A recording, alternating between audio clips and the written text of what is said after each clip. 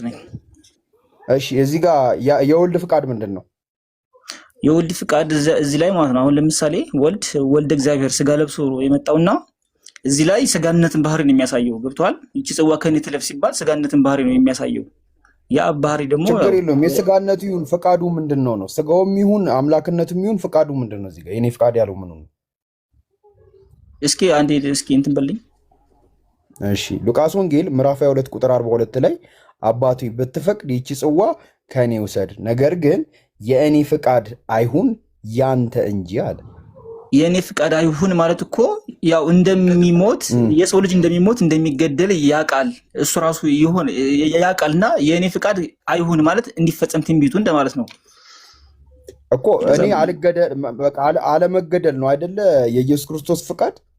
ኖ እንዲሞት ነው እንጂ የኔ ፍቃድ አይሁን ማለት እኮ የሱ ፍቃድ ያው ሰውኛ ባህሪው አለ፣ ፍርሃት አለ። ገብቷል? ሰውኛ ባህሪ ያው አለ። የኔ ፍቃድ አይሁን ማለት ግን ያንተ ፍቃድ ይሁን እንጂ። እሺ የኔ ፍቃድ አይሁን ያለው ምኑን ነው? ሄሎ ቆይ አባ አንዴ ኃይል እየመለስን ከዛ ወደ እርሱ እንመጣለን። አይ ቀጥል። ችግር የለውም አይደለማ ሁሉም እኮ ማውራት ይፈልጋል መምህር። ኃይል ይጨርስና ይሁን ከዛ ወደ እርሱ እንመጣለን። ችግር የለውም። እሳቸው ይቅደሙ። ችግር የለውም። ኔትወርክ እሺ መምህር ይመልሱሽ። ምን መልሱሽ መምህር? ይኸውልህ ይሄ እኮ ነው ችግሩ። ነጠላ መጽሐፍ ቅዱስ ማንበብ፣ ትርጉም የለሽ መጽሐፍ ቅዱስ ማንበብ፣ ይሄ ነው ችግሩ። ከዚህ ላይ ምን ለማለት ፈልጎ የወልድ ፍቃድ ምንድን ነው? ምን ለማለት ፈልጎ መሰለህ?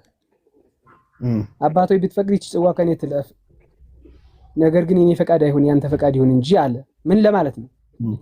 በፈቃድ አንድ ናቸው ብለናል አይደል? ስለዚህ ያ ፈቃድ ከወልድ ይለያል አይለይም? እዚህ ጋር ይለያል። አይለይም። እሺ አስረዱኝ። አንድ ነው።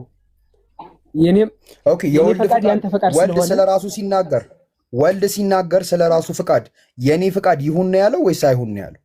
በፍጹም አንድ ነው። ትርጓሜ ኖ አይደለም። እኔ ያልኩት ወልድ እሺ መልሱልኛ። ወልድ የኔ ፈቃድ ይሁን ነው ወይስ አይሁን ነው ያለው? አዳምጥ። በፈቃድ አንድ ስለሆኑ ከአብ ፈቃድ የወልድ ፈቃድ የተለየ ስላልሆነ የኔና ያንተ ፈቃድ አንድ ነው ቢቻልስ ማለቱ ሰውኛውን ለማስረዳት ፍጡር ስጋን ስለተዋሃደ ለምሳሌ ይሄን ተጠቅሞታል። ነገር ግን ዋናው ምስጢሩ ምንድነው? በፈቃድ አንድ ስለሆኑ ያንተ ፈቃድ ከኔ ጋር አንድ ነውና ይህ ጽዋ ከኔ ቢቻል ይለፍ ብሏል። ምን ለማለት ነው? ፈቃዳቸው አንድ ሆኑ አንድ ለመሆኑን ለማጠየቅ ነው። በፈቃድ አንድ ስለሆኑ ምንም ልዩነት የለውም። ያ ፈቃድም የወልድ ፈቃድ ነው። የመንፈስ ቅዱስን ፈቃድ የመንፈስ ቅዱስ የወልድ ያ ፈቃድ ነው። እሺ ችግር የለውም። እዚህ ጋር ወልድ የኔ ፈቃድ ይሁን ነው ወይስ አይሁን ነው ያለው? ያ የመንፈስ ቅዱስ ፈቃድ አንድ አይደል? እሺ ቀጥሉ። እዚህ ጋር ወልድ የኔ ፈቃድ ይሁን ነው ወይስ አይሁን ነው ያለው? አይሁን ያለበት በሰውነቱ ሰው በመሆኑ እኮ ፈቃዱ ምንድን ነው? በሰውነቱ ያንተ ስጋ ሲደበደብ ይፈራል አይፈራም? ችግር የለውም እኮ ፈቃዱን ንገሩኝ። ችግር የለውም ገብቶኛል። ይኸውልህ አንድ አምላክ አለ ብለናል። ይህ አምላክ ፍጡር ስጋን ተዋህዶ፣ ነገር ግን የኔ ፈቃድ ያለው ምኑን ነው? የኔ ፈቃድ ያለው ምኑን ነው?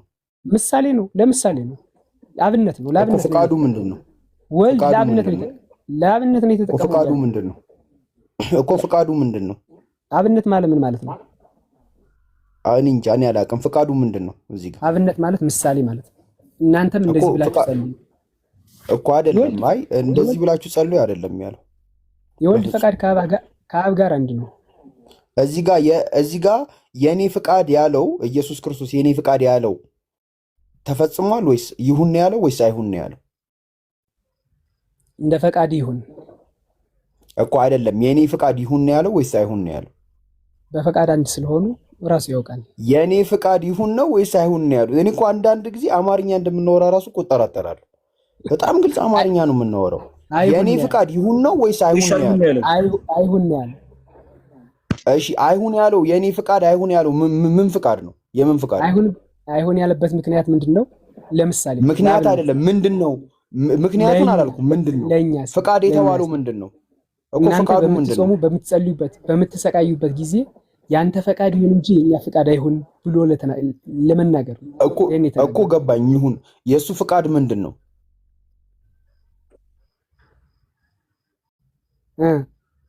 የእሱ ፈቃድ ምንድነው? የኔ ፈቃድ ያለው ምንድነው? የእሱ ፈቃድ ምንድነው? መገደል ነው አለመገደል?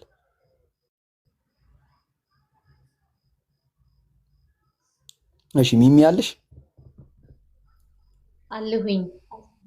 እሺ ጥያቄሽን ጠይቂ። እሺ እኔ ትናንትና የጠየቅኩትን ጥያቄ መልሼ ለመጠየቅ ነበረ።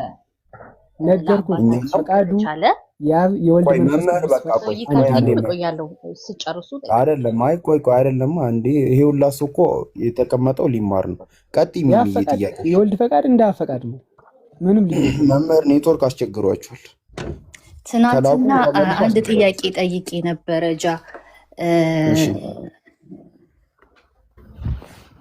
ይቅርታ አንዴ ይቅርታ። ችግር የለውም። እሺ ያ ጀማ ታብታቡን አንዴ 10 ሚሊዮን እናስገባው። አንዴ ሁላችሁም ታብታብ ብታረጉ 10 ሚሊዮን እናስገባዋለን።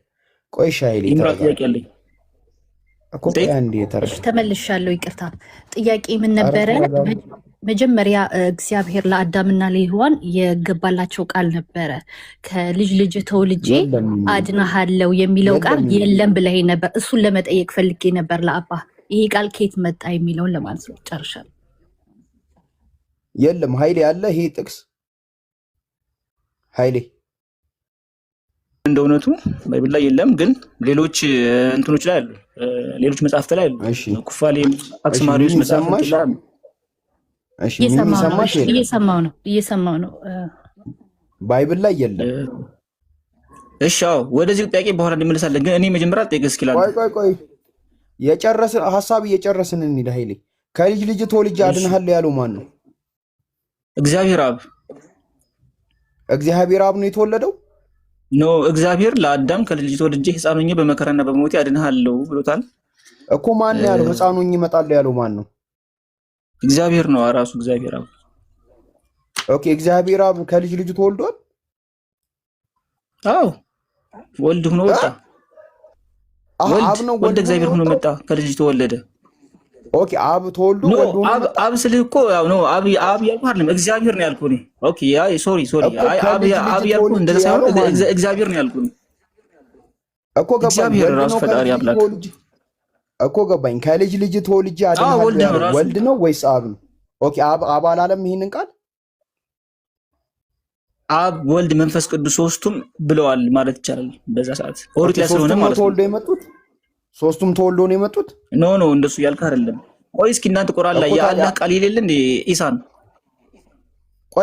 ቆይ ወደሱ እንመጣለን። ቆይ ችግር የለውም። ቆይ ወደሱ እንመጣለን። ያ እግዚአብሔር ቃል ራሱ እግዚአብሔር እኮ ነው እኮ። ችግር የለውም። አሁን አብ ከልጅ ልጅ ተወልጄ አድንሃለሁ ካለ አብ ከልጅ ልጁ ተወልዶ አድኖታል ወይስ አላዳነውም? አድኖታል እንጂ። አብ ከልጅ ልጁ ተወልዶ አድኖታል። አብ ወልድ መንፈስ ቅዱስ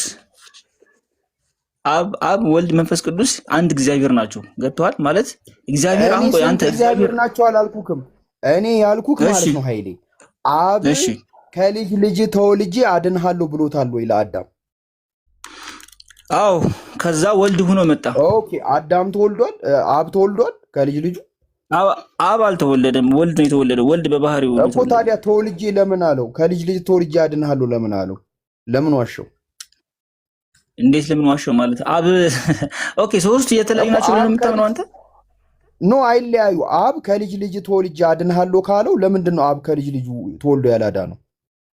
እንደ አድኖታል እንጂ እግዚአብሔር ራሱ እኮ ነው የመጣው እኮ። ኦኬ አብ ከልጅ ልጁ ተወልዷል?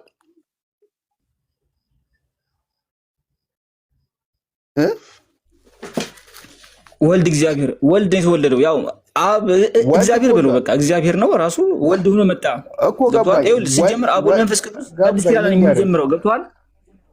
አዲስ ኪዳን ላይ የሚጀምረው አብ ወልድ መንፈስ ቅዱስ የሚለው ማለት ነው። የሉም ብሉይ ኪዳን። ኦኬ ስላሴ የለም ብሉይ ኪዳን ላይ የሉም እያልኩህ አይደለም። ብሉይ ኪዳን ላይ የለም እያልኩህ አይደለም። አሉ ግን ብሉይ ኪዳን ላይ አንድ እግዚአብሔር እንትን ነበረ። ሐዲስ ኪዳን ላይ ደግሞ አይደለም እግዚአብሔር ኃይሌ አዳምጠኝ መጀመሪያ። ወልድ ለአዳም ከልጅ ልጅ ተወልጄ አድንሃለሁ ቢለው ትክክል ነው። ወልድ ከልጅ ልጁ ተወልዷል። አልተወለደም? ትክክል ነው። አዎ። አብ ከልጅ ልጅ ተወልጄ አድንሃለሁ ብሎታል? ቆይ ብሎታል? አብ ወልድ ነው ያለው። አንድ እግዚአብሔር አንድ ቃል። ቆይ ልንገርህ ኃይሌ፣ አብ ከልጅ ልጅ ተወልጄ አድንሃለሁ ብሎታል? ያልከኝ እውነተኛው አብ ከልጅ አድንሃለሁ ያለው እንጂ አብ አይደለም። ቆይ እውነተኛው አንተ እኮ ሶስት አምላክ ነው የምታመልከው። ዝም ብለህ ሚት አድርገህ ተቀመጥ። አሁን አንድ አምላክ እናመልካለን ከሚሉ ሰዎች ጋር ነው እያወራን ያለ ነው። ኃይሌ በድጋሚ አብ ከልጅ ልጅ ተወልጄ አድንሃለሁ ብሎታል? እሺ አዎ። አብ ወልድ መንፈስ ቅዱስ በሰዓቱ አንድ እግዚአብሔር ነው። በቃ አንድ እግዚአብሔር ነው። እግዚአብሔር ሳይመጣ በፊት አንድ አምላክ አንድ እግዚአብሔር ነው። አዎ እሺ ብሎታል። እሺ አዎ ብሎታል። እሺ ቴንኪው። አብ ከልጅ ልጅ ተወልጄ አድንሃለሁ ካለው አብ ከልጅ ልጁ ተወልዶ አድኖታል? ወልድን ላከ አይደለም። ምን የጠየቅኩ ማንን ላከ ሲሆን አብ ከልጅ ልጁ ተወልዶ አድኖታል ወይስ አላዳነው? ቃሉን እኮ ነው የላከው። አዎ አድኖታል እንጂ አብን ያዳነው እኮ ቃሉን እኮ ነው የላከው። ወልድን ማንን ላከ አላልኩም። እኔ ማንን ላከ አላለም። ቃሉ እሺ ቆይ የአላህ ቁርአን ነው አይደል? አይደለም። ቆይ ወደሱ እንመጣለን ኃይሌ። አብ ከልጅ ልጅ ተወልጄ አድንሃለሁ ካለው አብ ከልጅ ልጁ ተወልዶ አድኖታል?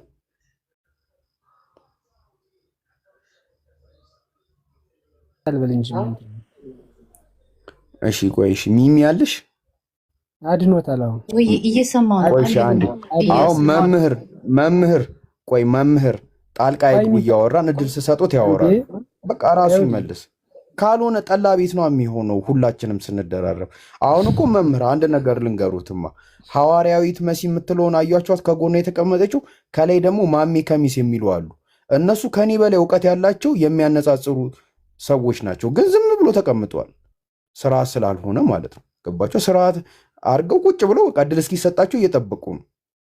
ሁሉም ሰው ማውራት። ዛህራ ራሱ እሷም ትልቅ እውቀት ያላት ናት።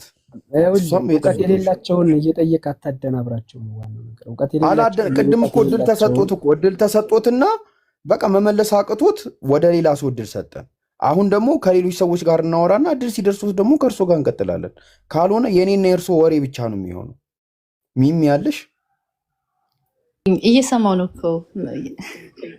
እሺ ተመችቶሻል? እሺ ማለት ያው አሁን በጠየቅኩት ጥያቄ ላይ ላባ ነበር የጠየቅኩት። ይህን ጥያቄ ማወቅ ስለፈለግኩ ነው። አንዳንድ ነገሮች ኮንፊውዝ ስለሆንኩኝ እኔ ራሴ ስለ እምነቴ ብዙ ስለማላቅ ያ መልስን ለማግኘት ፈልጌ ነበረ እና ያ ማለት አሁን አብ ከልጅ ልጅ ተወልጄ አድንሃለሁ ሲለው ያ ማለት ክርስቶስ ከእግዚአብሔር ጋር በፊትም ነበረ ማለት ነው።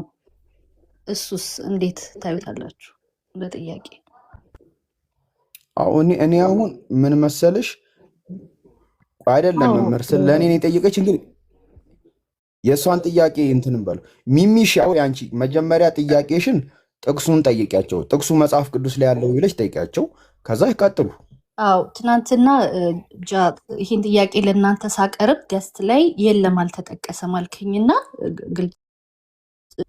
አሁን ግን አባታችን እዚሁ ስላሉ ለነሱ ጥያቄውን ባቀርብ የበለጠ ይገልጹታል ስላሰብኩ ነበረ። ይህን ጥቅስ በትልቁ አድርጌታለሁ። ከመጽሐፍ ቅዱስ አወጥተው ያሳዩ። እሺ ምንድን ነው ጥያቄሽ? መልሰሽ ከልጅ ልጅ ተወልጄ አድንሃለሁ የሚለው የመጽሐፍ ቅዱስ ጥቅስ ንገሩ፣ አሳዩ። እሱን አላለችም። እሷ የጠየቀችው ሌላ ነው። እኔ አባት ጥያቄ ምንድን ነው? እኔ ያው እንግዲህ ወይ አንተ ዝም በል።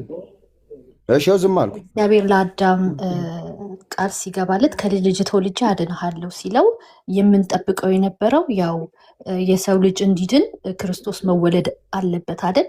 እና ከልጅ ልጅ እኔ ተወልጄ እመጣለሁ እና አድናችኋለሁ ሲል ክርስቶስ ልጁን ሲልክልን ያ ማለት ክርስቶስ አብሮት ነበረ ማለት ድሮ ማለት ነው። ዓለም ሲፈጠር እንዴት ነው ያ ነገር ግልጽ እንዲሆንልኝ ከልጅ ልጅ ተወልጄ አድናለሁ ማለት ራሴ መጥቼ ነው አደለ? አድናሃለው ከዛ አንደኛ ልጁን ላከ ሲባል ደግሞ ክርስቶስ ያው እግዚአብሔር ቆይ ዝም በል እንጂ ጥያቄ አይደለም መምህር ኖ ላስተካክላት አይደለም እንዴ ምን ሆነ ነው እኔ እኮ ከፈለኩ አስወርዶታለሁ ማውራት ከፈለኩኝ ግን እሷ ራሱ ጥያቄዋን እየቀየረች ስለሆነ ነው አይደለም አልቀየረችም ወይ አለሁኝ እኮ እሷ አልቀየርኩም ትበለኝ መምህር እሷ አሁን ሳወራ ነው የኔን ሐሳብ ይዛ እሱም ጥያቄ ሆኖባት እየጠየቀች ከልጅ ልጅ ተወልጄ አድንሃለሁ የሚለው ጥቅስ የቱ ጋር ነው ብለሽ አይደለ መጀመሪያ እሱ ጥያቄ እውነት ለመናገር ኮን እሱ ነው ዋናው ጥያቄ የልጅ ልጅ ስለ ቃል ገብቶለታልና በዛ በቃሉ መሰረት ጥቅሱ የት ነው ያለው መጀመሪያ ጥቅሱን የጠየቅሽው አይደለ አውጃ የለም ስላልከኝ ትናንትና አሁን አባ ስላሉ እኮ እሳቸው ያሳዩና ከመጽሐፍ ቅዱስ እኔ ማየት እፈልጋለሁ እኔ ከኦርቶዶክስ ሃይማኖት የመጀመሪያ ለመውጣት መንገድ የከፈተልኝ ጥቅስ ይሄ ጥቅስ መጽሐፍ ቅዱስ ላይ አለመኖሩ ነው የመጀመሪያ የጠየቅሽው ጥያቄ እግዚአብሔር ለአዳም ከ5500 ዓመት በኋላ ከልጅ ልጅ ተወልጄ አድንሃለሁ የሚለው ጥቅስ መጽሐፍ ቅዱስ ላይ አለ ወይስ የለም ይሄ ነው ጥያቄሽ አይደለ መጀመሪያ አንተም የጠየኩት እሱ ነው አሁንም ጥያቄ እሱ ነው በቃ ከዛ እኔ ሳወራ ሰማሽና ደግሞ አዲስ ጥያቄ ተፈጠረብሽና እሱንም ጠይቅሽ እንዲህ ነው ያደረግሽው እኔ ሆነ አሁን በምታወሩት ደግሞ ያው አብ መንፈስ ቅዱስ አንድ ነው በምትሉት እስካሁን እስከሰማሁት ባለው ጥያቄ ላይ እግዚአብሔር ቃል ገብቶ ለአዳም አድንሃለሁ መጥቼ ካለው አንደኛ ልጅ ብቻ መጀመሪያ በተራ ጥቅሱ የት ነው ያለው መሰለሽ መጽሐፍ ቅዱስ ላይ ያለው እውነተኛው መጽሐፍ ቅዱስ ሲራክ 24 ላይ ያለ ሲራክ 24 ላይ ያለ እስቲ ክፈቶሽ እሺ ሲራክ 24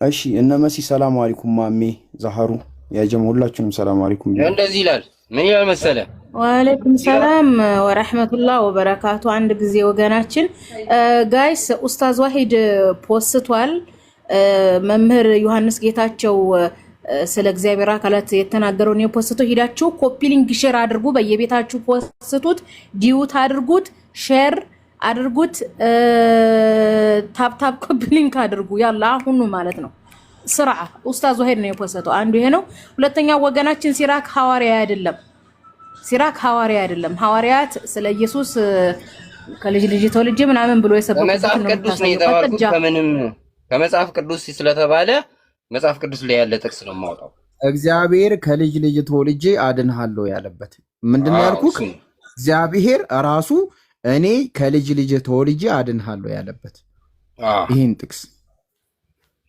እንደዚህ ይላል ሲራክ 24 ላይ እንደዚህ ይላል ቁጥር 6 ላይ በባህር መካከል በየብስም መካከል ተመላለስኩ 5500 ዘመን አስቀድሞ የሕዝብና የአሕዛብ ሥጋ አልተዋሃድኩም ይላል ይሄን የሚለው ማን ነው ቁጥር 8 ላይ ያለው ነው ከዚህ በኋላ ሁሉን የፈጠረ አብ አዘዘኝ ሁሉን የፈጠረ አብ ሥጋን አዋሃደኝ የያዕቆብን ሥጋ ተዋህጄ ከእስራኤልም በነሳሽው ሥጋ ሁሉን ግዢ አለኝ ይላል የታለ ከልጅ ልጅ ተወልጄ አድንሃለሁ የሚለው ከልጅ ልጅ የሚለው 5500 ሲፈጸም ከልጅ ልጅ ተወልጄ አድንሃለሁ የሚለው አለ አይደል ይሄው እያለ እኮ ነው እኮ የታለ ጥቅስ እኛ አልሰማንም ስትነብ ከልጅ ልጅ ተወልጄ እስቲ ከፈተው 5500 ዘመን ሳይፈጸም ሥጋን አልተዋሃድኩም ማለት እኮ ተዋሃድኩ ማለት ነው ሲፈጸም እኮ ሲገለብጠው ኖ እኔ ጠየቅኩክ እግዚአብሔር ራሱ ከልጅ ልጅ ተወልጄ አድንሃለሁ የሚል ጥቅስ አለ ወይስ የለም እውነተኛ እኮ እግዚአብሔር ማለት ወልድ እኮ ነው እኮ አይደል ስለ ወልድ ሳይሆን እግዚአብሔር ከልጅ ልጅ ተወልጄ አድንሃለሁ ብሎታል ብሎ ቃል ገብቶለታል ወይስ አልገባለት እኮ እግዚአብሔር አሁን አንተ ቃል በቃል እግዚአብሔር የምትለዋን ይፈለካት እኔ ከልጅ ልጅ ተወልጄ አድንሃለሁ የሚለው እግዚአብሔር የታለ ቃሉ ይሄው 5500 አስቀድሞ የሕዝብና የአሕዛብ ሥጋ አልተዋሃድኩም ይላል እኮ ወልድ እኮ ነው የሚለው እንደዚህ ካሜራን ክፈቶሽ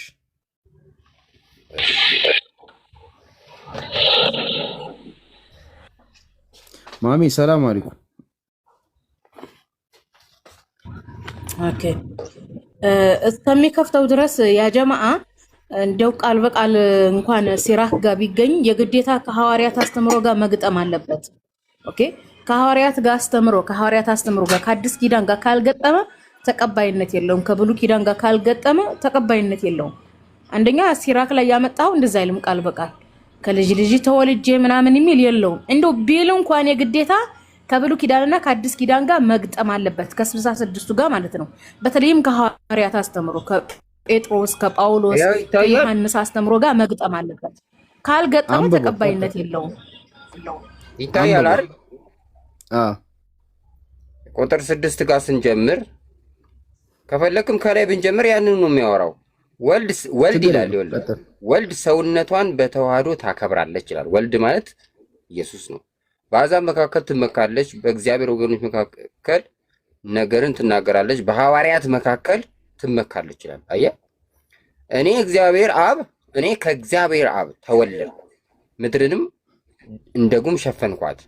እኔ በሰማይ ኖርሁ፣ ዙፋኔንም በደመና ላይ ዘረጋው፣ ብቻዬንም በአድማስ ዞርሁ፣ በውቅያኖስም መካከል ዞርሁ ይላል። ወልድ ነው የሚለው ይሄንን።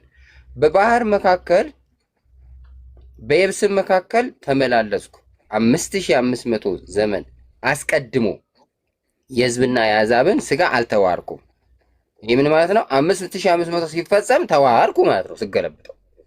ከዚህ በኋላ እረፍትን ፈለግኩ፣ እንዲህም የማንን ሥጋ እንግዲህስ የማንን ሥጋ ምን ነው የሚለው? ይበቃል። የዚህ ድረስ በቂ ነው። እዋሃዳለሁ እኮ ታዲያ ከልጅ ልጅ ተወልጄ ታዲያ የሚለው ታዲያ የት አለ? የሕዝብና የአሕዛብን እኮ ከልጅ ልጅ የሚለው እኮ በነገር ላይ ይኸውልህ ቃል በቃል እንደዚህ ደግሞ ሌሎች መጽሐፍት ላይ ያለ ነው ያለው።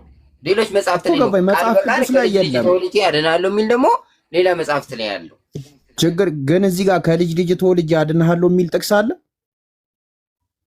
የሕዝብና የአሕዛብን ሥጋ አልተዋርኩም እያለክ ኖ ከልጅ ልጅ ተወልጄ አድናለሁ የሚል ጥቅስ አለ? የለም። ካለ አለ፣ ከሌለ የለም። ሌላ ነገር ላይ ያለ ካልክ ደግሞ ሊያድን መምጣቱን ይናገራል ነው አባባል። ኖ ከልጅ ልጅ ተወልጄ አድናለሁ የሚል ቃል አለ ወይስ የለም? አለ እንጂ ሆያ ነበርኩል። እሺ ቃል በቃል አሳየኝ። እሺ የት አለ? ቃል በቃል ሳይሆን ዞር አድርጎ ነው የነገረህ እኮ። ይኸውልህ ዞር አድርጎ አንተ ነው ያዞር። እሺ ትንሽ ወረድ ብለን እናንብበው። ለማዳን እንደመጣም እኮ ሰላም አለይኩም ያብራራልሃል። ጥያቄና መልሱ የሚገናኝም አይደለም። ራሱ ጥያቄ ጠየቅከው። ልጅቷ ቃል በገባችው መሰረት አመጣለሁ ብላ ያመጣችው ነገር ምንድነው? ዘፍጥረት ላይ ለአዳም ቃል ሲገባለት ከ5 ቀን ተኩል በኋላ ወይም ከ5500 ዘመን በኋላ ከልጅ ልጅ ተወልጄ አድናሃለሁ ብሎ ቃል የገባለት መጽሐፍ ቅዱስ ላይ ያለ ነው ብላ ያለችው 66 ላይ አለ ያለችው። እሱ ጥቅስ የለም። ፓራፍሬዝ ኮቴሽን ነው የጠየቀው አንተ። እሱ ያመጣው ደግሞ ሜታፍሬዝ ኮቴሽን ነው። ራሱ ያመጣውን ደግሞ እንየው። ራሱ ምን ላይ ነው ያመጣው? እውነተኛው ሰላም ብያለሁ። በቅድሚያ ሰላም ወይድ እንዴት ነህ? እግዚአብሔር ይመስገን። ኡስታዝ ምን ላይ ነው ያመጣው? ሲራክ 24 መጽሐፈ ሲራክ ምዕራፍ 24 ኦኬ ጥሩ። አንዴ ጠብቀኝማ። መጽሐፈ ሲራክ ምዕራፍ 24 ቁጥር ስንት? ቁጥር 1 ጀምሮ ቁጥር 6 ላይ ነው ግን ያለው። ትቤ ትወድስ ነፍሳት ወትሜካ በማከለ ህዝባ ውስተ ማህበረ ልዕልት ትከስት አፈዋ ወትሜካ በቅድመ ኃይሉ አንሰ ማአፎሙ ለልዑል ወጻይኩ ወከመ ግሜ ከደኩ ለምድር አንሰ ውስተ ሰማያት አደርኩ ወመንበሬ ውስተ አምደ ደመና ወወድኩ በሃቲት አጽናፈ ሰማይ ወአንሶኩ ውስተ እሙቅ ቀላይ ወመልተ ማዕበላ ባህርኒ ወውስተ ኩሉ ምድር ዋጠረኒ በውስተ ኩሉ አሕዛብ ወውስተ ኩሉ ህዝብ ወምህዝበ ኩሉ ረፍተ ሐሰበው ውስተ ረሰመኑ እንከራ አሐደር። ስንት ቁጥር ላይ ነው ያለው? ስጋ ለብሼ ምናምን የሚለው የህዝብና የአሕዛብን ስጋ አልተዋሃድኩም የሚለው ቁጥር 6 ላይ ነው። ቁጥር 6 ላይ የለም። ግዕዙ ላይ ሳይፈጸም የለም። አውጣውና ግዕዙን ያው ድጋሚ ላንብብ። 6 ላይ ወመልዕልተ ማዕበለ ባህርኒ ወውስተ ኩሉ ምድር ዋጥረይኩ በውስተ ኩሉ አሕዛብ ወውስተ ኩሉ ህዝብ ነው የሚለው። አንተ የምትለው ቃል የለም። እንግዲህ አሁኑን ግዕዝ ሲያትሙት አውጥተውት እንዳይሆን። አይ ግዕዙ ላይ ስላሴ የሚለውንም አውጥተው የለ የሁለት ሺህም ላይ ግዕዙ ላይ የለም። አውጥተውት ቢሆን አላ ግዕዙ ላይ የለም። ግዕዙ በነገር ላይ የሁለት ሺህም ላይ የለም። አሁን ኬንያ 2000 እኮ እሱን ነው እኮ ለምን እንትን ትሏታለህ? ኬንያ ሄደው ሲያሳትሙት የነበረው ባይብል ላይ ሲጀመር የኢትዮጵያ ኦርቶዶክስ ቤተክርስቲያን አይደለም ያሳተመችው። ያሳተመው ኬንያ ውስጥ የነበረው የኢትዮጵያ መጽሐፍ ቅዱስ ማህበር ወስዶ ባሳተመው ውስጥ ስላሴ የሚል ቃል ጨምረዋል። አሁን የተናገርከውን ቃል ሁላ ጨምረዋል። ግዕዙ ላይ የለም፣ ሚሊኒየሙ ላይ የለም። ሚሊኒየሙ ላይ ላንብብላችሁ። ይሄው ሚሊኒየሙ ላይ ይነበብ ራሱ ሚሊኒየሙ ላይ የቀድሞው ራሱ እኮ ከግዕዝ ነው የተተረጎመው እኮ ያውን የ1980 ነው። እኔ ጋር እንደዚህ ያለች ይላል። ይሄው የ1980 ላይ ጨምራችሁት ነው፣ ሆን ብላችሁ ጨምራችሁት ነው። ወላ ስለ ወላ ተተረጎሙት እሱ ነው ግዕዙ ላይ የለም፣ ግዕዙ ላይ የለም። ለምን ሰውን ያጭበረብራል? ግዕዙንም እኮ ቀይረውት ነው እኮ ወላ አልቀየሩትም። ሃርድ ኮፒው ካለ አውጣው ነው ወላ ስመ ወላ የለም። ስለዚህ ለምን እውነተኛው እኔ አንተን እየወቀስኩኝ አይደለም። ለምንድን ነው እንደዚህ አይነት ማጭበረበር የሚደረገው? ለምን ህዝቡ አያነብም ብለው ለምንድን ነው እንደዚህ የሚሸውዱት? ስላሴ የሚለውን ቃል 80 ላይ የሌለውን ስላሴ ብለው 24 ቦታ ከፍተውታል። ለምን እንደዚህ ሰው ያጭበረብራሉ? መምህራኖቻችሁ ለምንድን ነው የሚያጭበረብሩት? ግዕዙ ላይ የለም፣ የሚሊኒየሙ ላይ የለም። ለምንድን ነው ሰው የሚያጭበረብሩት በእንደዚህ አይነት ደረጃ? ሃይማኖትን የሚያክል ነገር ለቃሉ ታማኝ እንኳን እንዴት አይሆኑም? ለእንደዚህ አይነት ነገር ታች ያለው ህዝብ ያሳዝነኛል። ወላ ስመ ወላ ይሄ ውሸታቸው፣ ይሄ ቅጥፈታቸው የቂያማ ቀን አላህ ይጠይቃቸው። እነዚህ ምንም የማያውቁ በጎቹና ምስኪኖቹ ግን ያሳዝኑኛል። ጃቢር ቀጥል።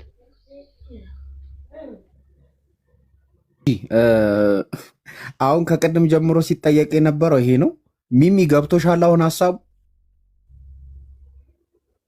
ቃል በቃል ሌላ መጽሐፍ ላይ ይኖራል ነው እያልኳት ያለው። እዚህ ጋር በተዘዋዋሪ መንገድ ነው የሚናገረው። እሺ ሚሚ ምን የገባሽ ነገር አለ? ያው እንግዲህ አትፍራ፣ ቆይ ወገናችን አትፍራ። ተሰልማለይ ብለህ ከመፍራት በፊት መረጃ ሊኖር ይገባል። ያ ጀማ ሰው ሲጠይቅ የሰልመ ብላችሁ ከመፍራት ይልቅ መረጃችሁን ያዙ። አንደኛ ነገር፣ ሁለተኛ ነገር እውነት ይገለጥ ለህዝቡ። እንዴ እናንተ ለህዝቡ አታስቡም እንዴ? አንድ ሰው ስለሰለመ በቃ ተሸነፍን ብላችሁ ነው እንትን የምትሉት። ሽንፈትን ወደዛ ጣሉት። የአርሰናልና የማንቸስተር ዋንጫ አይደለም ያዝነው ያኒ ለመዳን ነው፣ ከፈጣሪ ጋር ለመተዋወቅ ነው። ህዝቡ ከፈጣሪ ጋር ይተዋወቅበት እንደው ስለፈጠራችሁ እና ቀጥ ወገናችን ቀጥ እንጃ እኔ ያው ትናንት እንደገለጽኩላችሁ እኔ ተማሪ ነኝ። ኦኬ ያው የሙስሊሙንም እምነት የክርስቲያኑንም እምነት ከቤተሰቤ ስላለ እኔ መሀል ላይ ያለው ሰው ነኝ ማለት ብዙ አመት ሆኖኛል ውጭ ሀገር ስኖርና ትናንትና ለእናንተም ጥያቄ አቅርቤ ነበረ። ደግሞ አጋጣሚ ሆኖ አባስ ስለነበሩ ጥያቄን ያቀረብኩት ከሁለቱም መረዳት ስለምፈልግ ነው። ሚሚው ያሳየሽ ኡስታዝ ከፍቶልሻል ማለት እኔ በጣም ነው የሚያሳዝነው እንደዚህ አይነት ነገር በመደረጉ በመስማትሽ ማለት ነው። አዝናለሁ። ይሄው አንብቢው ከፈለሽ። ጥበብ ራስዋን ታመሰግናለች፣ በአሕዛብ መካከል ትመለካለች፣ በልዑል አፍ ጉባኤ ትናገራለች፣ በኃይሉም ፊት ትመላለሳለች። እንዲህም አለች፣ እኔ ከልዑል አፍ ወጣው አለች፣ ምድርን እንደ ጉም ሸፈንኩኝ። እኔ በሰማይ ኖርኩኝ፣ ዙፋኔን በደመና ላይ ዘረጋው፣ ብቻዬን በሰማይ ዳርቻ ዞርኩኝ። ውቅያኖሶቹን በመካከል ተመላለሱ፣ በባህር መካከል በየብስ መካከል ሁሉ በሕዝብና በአሕዛብ ላይ ጥራትን አደረግኩኝ ነው ያለችው እንጂ ስጋ ለብሳለው ከ5000 ምናምን የሚለው ነገር ወላሂ ጭማሪ ነው። በጣም ያሳዝናል። ማለት ሰውን እንደዚህ በዚህ ደረጃ መሸወድ ማለት ምንም የሚጠቀመው ነገር የለም። አንደኛ ግዕዙ ላይ የለም፣ ሁለተኛ ጭማሪ ነው፣ ትክክል አይደለም ብለው አርመውታል። የበፊቱን ላሳይሽ እዚሁ ላይ ሳልጨርስ ማለት ነው። የበፊቱ አሁን እሱ ያነበበውን ላሳይሽ ከየት ላይ እንዳመጣው 1980 ኬንያ ላይ የታተመው ነው ሆን ተብሎ ያለው። ልጁ ያለው የለም አይደለም ራሱ ግዕዙ ነው እንትኑ ግዕዙ ላይ የለም። የ1980 እሺ፣ በጣም ያሳዝናል፣ ወላሂ ያሳዝናል። እሺ የታለ አለህ ያንተ አሳያት ይቀድሙን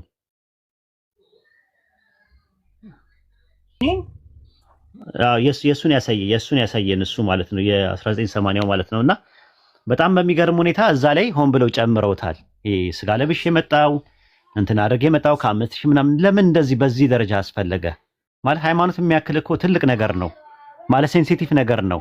ሰውን ለማሳመን ቴዎሎጂን ለማስተካከል ብለው እንትን ያለ እኔ እውነተኛውን ላይ እንትን እያልኩኝ አይደለም። ምክንያቱም እኔ እውነተኛው እንደ ስሙ እውነተኛ ነው ብዙ ነገሩ። ለምን በቃ ምን መሰለክ ወይድ እኔ ደግሞ ካንተ በተቃራኒ ምን አስባለሁ መሰለክ የአሁኖቹ ሊቃውንቶች መጽሐፍትን እያጣመሙ እየጻፉ ነው ማለት እንጂ የቀድሞቹ አይደለም ያሳሳቱት። የአሁኖቹ ናቸው አማርኛ ትርጉም ላይ እንደዛ ሊሆን ይችላል እየቀነሱ እየጻፉብን ያሉት እንጂ ሩቅ ቦታ ስላለ ነው እንጂ ግዕዙን አሳያለሁ። 80 ያዱ ግዕዙ አለ። ግዕዙንም ቢሆን እንደዚሁ ቀይሮት ቢሆን ምን እናውቃለን?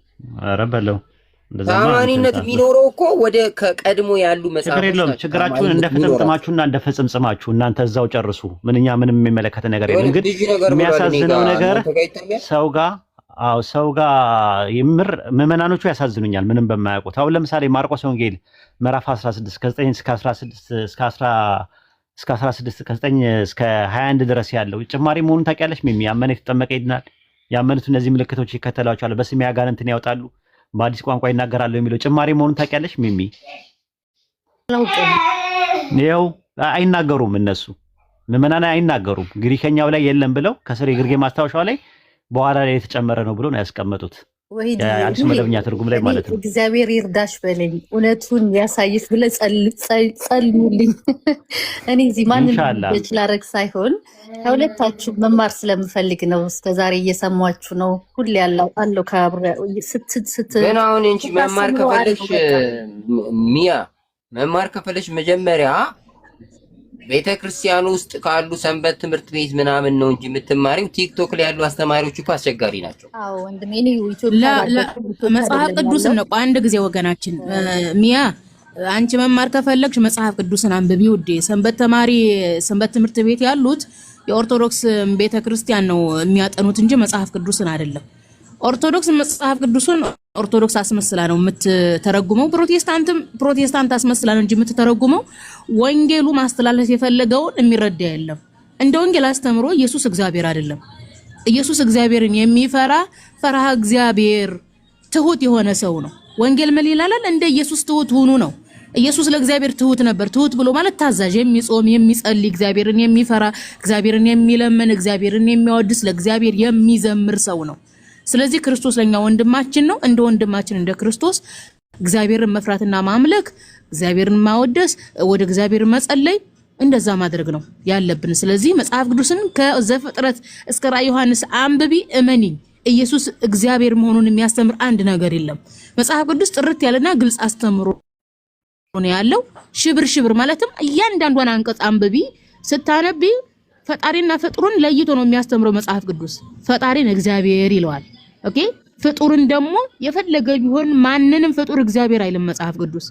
ደግሞ ምን ያደርጋሉ መሰልሽ? የሥላሴ ዶክትሪን አማኞች ሊሸውዱ ሲፈልጉ አንድን አንቀጽ አንጠልጥለው መተው ይሸውዱሻል። ያቺ አንቀጽ ከየት ነው ያመጣችኋት? ከአዲስ ኪዳን ነው ከብሉይ ኪዳን ነው ባያቸው። ያቺ አንቀጽ ከብሉይ ኪዳንና ከአዲስ ኪዳን ጋር የምትጋጭ ከሆነ ብቻዋን ሃይማኖት መመስረት አትችልም። የሚገርምሽ ነገር ማለት ነው። ስለዚህ መጽሐፍ ቅዱስን አንብቢ። እኛም እስልምናን አስመስለን አይደለም ወንጌልን እየተረጎምን ያለ ነው። ወንጌል ራሱን የቻለ ትምህርት አለው። የሚገርምሽ ነገር ጴጥሮስ፣ ጳውሎስ፣ ዮሐንስ፣ ያዕቆብ ኢየሱስን ፈጣሪ ነው ብለው አያምኑም። ፈጣሪ ነው ብለው አልሰበኩም። ኢየሱስን አንድ ቀን አምልከውት አያውቁም። አምልኩት ኢየሱስ ፈጣሪያችሁ ነው ብለው ሰብከው አያውቁም። እንደዚህ አይነት ችግር ያመጡት ምኖች ናቸው? መነኮሳትና ቀሳውስት ናቸው። የመኖክሲያንና የቄስን ተንኮል አላህ ይጠብቀን ነው ምለው። እና መጽሐፍ ቅዱስን አንብቢ። ያልገባሽ ነገር ካለ ኡስታዝ ዋሂድ እዚህ አለ፣ እኛ አለን። ነይና ጠይቄን አብረን እናነባዋለን መጽሐፍ ቅዱስን። አብሽሪ እንጂ የሰንበት ተማሪ ስለ ማርያምና ስለ ሚካኤል መዘመር እንጂ ለማለት የፈለጉት ገባሽ? ቲክቶክ ላይ በመማር ብቻ እስልምና አይታወቅም። አሁን በቲክቶክ ተምሮ ባንዴ የሰለምኩልና መልሶ ክርስቲያን የሚሆን አለ። አንድ ሰው እስልምናንም ቢሆን መሬት ቁጭ ብሎ መማር አለበት።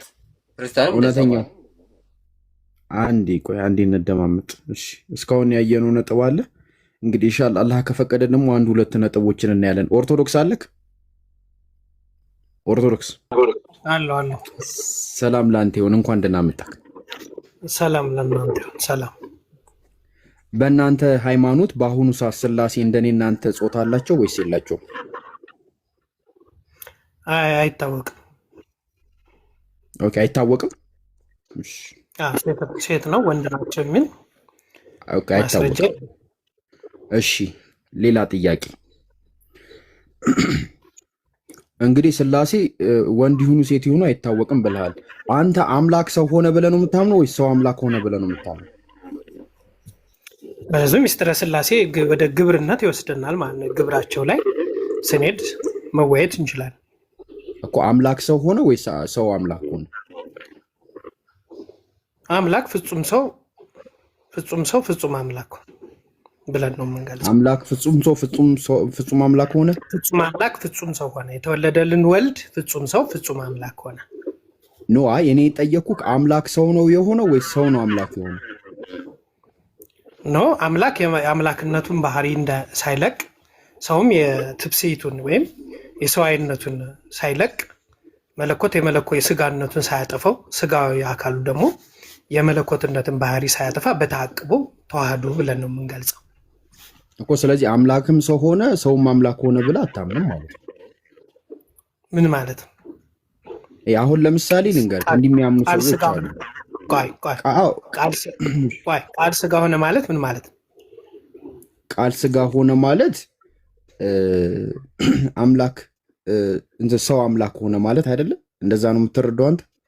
ወይስ ስጋን ተዋሃደ ነው ብለህ የምታምነው? መለኮት ስጋን ተዋሃደ ብለህ ነው የምታምነው? በትክክል ትስብእትና መለኮት እኮ ገባኝ። አንተውን የቱን ነው የምታምነው? ሰው አምላክ ሆነ ብለህ አታምነው? የተወለደልን ወልድ ፍጹም ሰው ፍጹም አምላክ ሆነ እንዴት ሆነ ስትለኝ እኮ ገባኝ። አይደለም እኔ እሱን አይደለም የጠየኩህ። ሰው አምላክ ሆነ ብለህ ታምናለህ? የምታምን ከሆነ አምናለሁ፣ የማታምን አላምንም በለኝ። ሰው አምላክ ሆነ የሚል ማስረጃ የለም። ካለ አምጣ፣ ያለ አካል ካለ አምጣ። ስለዚህ አታምንም ማለት ነው። አታምንም ስለሌለ እንደዚህ ነው መረጃ። አዳምጠኝ፣ የጠየቅኩን ጥያቄ መልስልኝ። ሰው አምላክ ሆነ የለም፣ መረጃ የለም፣ እንደዛ የሚል የለም። ኦኬ፣ ስለዚህ ማን ያለ ታዲያ እንደዛ? ጥያቄ ነው የጠየኩት። ቆይ እውነተኛው፣ ቆይ ጣልቃ አትግባ አንተ።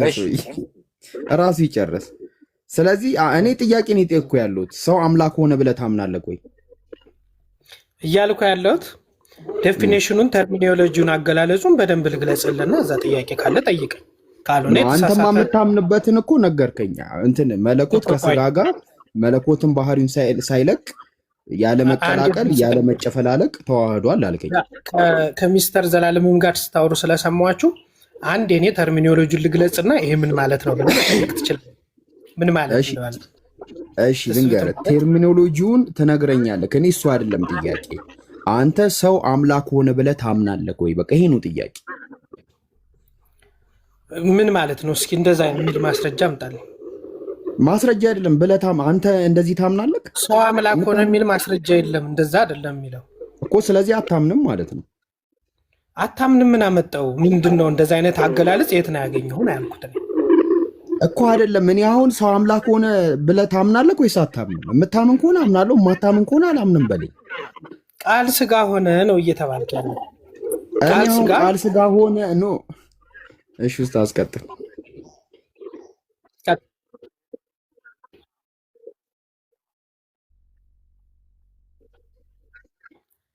ያ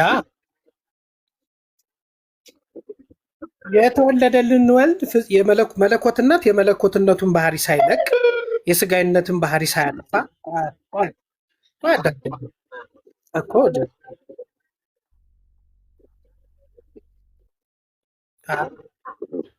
አዳምጠኝ እንጂ እኮ እየገለጽኩ እኮ ነው። የግድ አንተ በምትለው ላልል እችላለሁ፣ ግን እኔ ስል አዳምጠኛ። ጠየቀኝ አይደል? አሁን እንዳብራራ እድሉን ስጠኝ። ይፈቀድልኝ?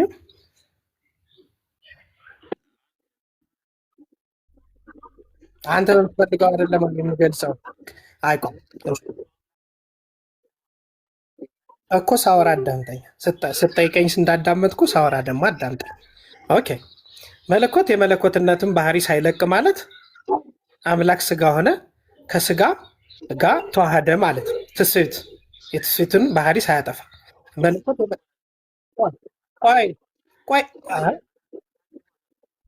አይደለም። ቲዝስን ወይም ተዋህዶ የሚባለውን ነገር ስለምናቆየ ሚውት አድርጉ፣ አይሰማም። ታች ሚውት አድርጉና እንደገና ሚውት አድርጉ እንዲሰማ። አሁንስ ይሰማል? እኔ እስቲ ከታችም እንትን በሉ ይሰማል? እስቲ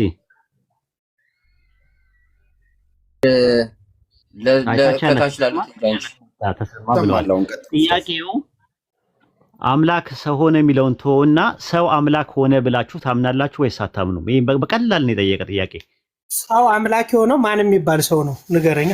ሰው አምላክ ሆነ ከስጋዋ ስጋ ከነፍሷ የነሳው ሰው አምላክ ሆነ ወይስ አልሆነም? ታዲያ እሱ ሰው ፍጥረት አይደለማ እንዴ? ፍጥረት እንዴት ነው? ፍጥረት ማለት አዳምጣኝ። ፍጥረት ማለት እኮ በሰዋይነት እግዚአብሔር የፈጠረው አልጠየቅንም። ሰው አምላክ ሆነ ወይስ አልሆነም ነው ጥያቄው። ፍጡር ነው ልትል እኮ ስለፈለክ ነው አይደለም? በቃ የጃቢር ጥያቄ ነው። አሁን ወደ ጃቢር ጋር ማስተላለፍ። ሰው አምላክ ሆነ ብለህ ታምናለህ ወይስ አታምንም? እሱ ነው ጥያቄው። በቅድስት ድንግል ማርያም የተወለደው ወልድ ነው። ሰው አምላክ ሆነ ብለህ ታምናለህ ወይስ አታምንም? አንዴ ኡስታዝ አዳምጠኝና ስገልጽ አንተ በምትለውማ ላልልልህ እችላለሁ። ለምን እኔ እምነቴን ጠንቅቄ ስለማቅ እንዴት ማለት እንዳለብኝ አልፈለገም ማለት ነው። ማስገደድ አይሆንብህም። ቢቀርስ አይደለም። አንዴ ስገልጽ አዳምጠኝ እንጂ ስገልጽ አዳምጠኝ። ጥያቄውን መመለስ አልፈልግም። ሰው ማብራሪያ አይደለም የተጠየቀው። ሰው አምላክ ሆነ የሚል ማስረጃ የለም እንዴ? ሰው አምላክ ሆነ የሚል አታምንም ወይ ነው የጠየቀው እኮ። ሰው አምላክ ሆነ ብለህ ታምናለህ ወይስ አታምንም እኮ? አንዴ አዳምጠኛ ልግለጽና ከዛ ጥያቄ መጠየቅ ትችላለህ። ይሄ ምን ማለት ነው ልትለይ ትችላለህ። ኦኬ እድል ስጠኝ አንድ ጊዜ። ኦኬ አምላክ በቅድስት ድንግል ማርያም የተወለደው ኢንካርኔሽን የተሰጎትና ሚስጥረ ስጋይን በደንብ የተማረን ሰዎች ነን እዚህ ያለ ነው። የተጠየቀው ጥያቄ ሰው አምላክ ሆነ ብለህ ታምናለህ ወይስ አታምንም? የስ ወርዶ ሰው አምላክ ሆነ የሚል የለም ማስረጃ። ምን አይነት ታምናለህ ወይ አንተ ታምናለህ ወይስ አታምንም ነው? አላምንም ወይም አምናለሁ። ሰው አምላክ ሆነ ሰው አምላክ ሆነ የሚል ማስረጃ የለም። ኖ ታምናለህ ወይስ አታምንም ነው እኮ ጥያቄው እኮ። አንተ ታምናለህ ወይ እንደዛ ብለህ እኔ ወልድ ከቅድስት ድንግል ማርያም ስጋ ከነፍስ ነስቶ የተጠየቀው ጥያቄ ሰው አምላክ ሆነ ብለህ ታምናለህ ወይስ አታምንም? የተወለደልን አምላክ ነው፣ መለኮት ነው የተወለደልን። ሰው አምላክ ተወለደ አልተወለደ አይደለም ጥያቄው። ሰው አምላክ ሆነ ብለህ ታምናለህ ወይስ አታምንም? ሰው አምላክ አይደለም። ሰው እኮ ታምናለህ ወይስ አታምንም? ታምናለህ ወይስ አታምንም? ንገረን። ጃቢር አንዴ ሚት አንሳ ጃቢር ሰው አምላክ ሆነ ብለህ ታምናለህ ወይስ አታምንም? እኔ አላምንም። አላም በቃ እንደዚህ እውነተኛው አንዴ ሚት አንሳ። በቃ አመሰግናለሁ። እውነተኛው ልክ እንደዛ። አሁን ኦርቶዶክስ ሰው አምላክ ነው ብለህ ታምናለህ ወይስ አታምንም? እኔ የተወለደልን ፍጹም ሰው ፍጹም አምላክ ብዬ ነው እንጂ ማምነው ሰው አምላክ በቃ ጃቢር አይ ቲንክ አይፈቀድም። በእስልምና ትሪክ ሰዎችን ማድረግ አይፈቀድም፣ መጫን አይፈቀድም። መቀጠል ትችላለህ። እንድትግባቡ ብዬ ነበር የገባሁት የነበረው። አልፈለገም መመለስ ማለት ነው። ወደ ሌላ ጥያቄ እንሄዳለን። ኢየሱስ ክርስቶስ የያዘው ስጋ የራሱ ስጋ ነው የማርያም ስጋ ነው? የያዘው የሰውና የአምላክ ነው። ኖ የማርያምን ስጋ ነው ወይስ የራሱን ስጋ ነው? ከቅድስት ድንግል ማርያም ከስጋ ከነፍስ ነስቶ እኮ የእሱ ስጋ የማርያም ስጋ ነው ወይስ የማርያም ስጋ አይደለም? ከቅድስት ድንግል ማርያም ስንል ከሰው ስጋ ከነፍስ ነስቶ ማለት የአንተ ስጋ የእናትህ ስጋ ነው ወይስ የራስህ ስጋ ነው? ከእናትና ከአባቴ በስጋ ተወልጃለሁ እኮ። ስጋው የእናትህ ነው ወይስ የራስህ ነው? ከእናትና ከአባቴ ማለት ነው ማለት ነው ስጋ ማለት ነው። ኢየሱስ ክርስቶስ የያዘው ስጋ የማርያም ስጋ ነው ወይስ የማርያም ስጋ አይደለም? ፍጹም ሰው ስለሆነ ከቅድስት ድንግል ማርያም የወሰደው የሰው ስጋ ነው። ከማን የወሰደው አይደለም። ኦርቶዶክስ ስጋው የማርያም ነው ወይስ አይደለም? ቆይ እንጂ መጀመሪያ የጠየቀውን ጥያቄ ሳታስመልስ ቆይ መምህር አንዴ ለምን ጣልቃ ይገባሉ? ነቢቱ አረጉት እኮ። አይ ኦርቶዶክስ የጠየቅኩት ጥያቄ ኢየሱስ ክርስቶስ የያዘው እንዲህ እኮ እዚህ ቤት እንትን ሞዴሬተሮቹ በጣም እንትን ናቸው። የሚንቀለቀል ሰው አይወዱም። አብሶ መምህር ሆኖ ጥሩ አይደለም። በጣም በየተራ እናውራ። ኦርቶዶክስ ኢየሱስ ክርስቶስ የያዘው ስጋ የማርያም ስጋ ነው ወይስ አይደለም? ከማን ነው የወሰደው አይደለም ጥያቄ። ስጋው ራሱ የማርያም ነው ወይስ አይደለም? ማርያም ሰው አይደለች? ከማርያም የወሰደው የማርያም ስጋ ነው። ከስጋ ከነፍስ ቃል ስጋ ሆነ ማለት ከቅድስት ድንግል ማርያም ስጋ ነው ነሳ ማለት እኮ አይደለም። እኔ የጠየቅኩ ስጋ ከማርያም ነው ስጋውን የወሰደው ወይስ አይደለም ሳይሆን ስጋው የማርያም ነው ወይስ አይደለም? ታዲያ የማን ነው? የራሱ አይደለም። የራሱ አይደለም። ቅድስት ድንግል ማርያም እኮ ሰው ነች። ኦኬ እሺ፣ ልንገርክማ። እሺ አንድ ነገር ላስረዳክ። አባቶችን ጠይቀህ ትመጣለህ። ሌላ ጥያቄ እጠይቃለሁ። በኦርቶዶክስ ሃይማኖት ኢየሱስ ክርስቶስ የለበሰው ስጋ የማርያም ስጋ ነው፣ የራሱ ስጋ አይደለም። እሺ ጴንጤዎች ናቸው የራሱ ስጋ ነው ብሎ የሚያምኑት። ይህንን ጠይቀን ምን አልኩ? ከቅድስት ድንግል ማርያም ከስጋ ስጋ ከነፍስ ነፍስ ነስቶ ከእሷ ወሰደው አይደለም። ስጋው ራሱ የራሷ ነው። ስጋው ራሱ የማርያም ነው። ጃ እንዴት አዳምጠኝ ወይ አንዳንዴ ማለት ነው። አዳምጠኝ አንድ ጊዜ እኔም ማወራውን እንጂ ጴንጤ እንደዚህ ይላል ምናምን ሳይሆን እኔ ትክክለኛ መጽሐፍ ቅዱስን አስተምሮ ነው እየነገርኩ ያለሁት። እኔ ምንድን ነው ያልኩህ? ኦርቶዶክስ ኢየሱስ ክርስቶስ ከማን ነው ስጋ የወሰደው አልክ? ከቅድስት ድንግል ማርያም አላልኩክም። ኢየሱስ ክርስቶስ በእናንተ ሃይማኖት ከስጋዋ ስጋ ከነፍሷ ነፍስ እንደወሰደ አውቃለሁ። ስጋው ከማን የወሰደው አይደለም። እኔ ጥያቄ እሱ ስጋው የማርያም ነው ወይስ የማርያም አይደለም? ከማርያም ማለት ከማርያም ስጋ ወሰደ ማለት ማርያም ማለት አይደለም።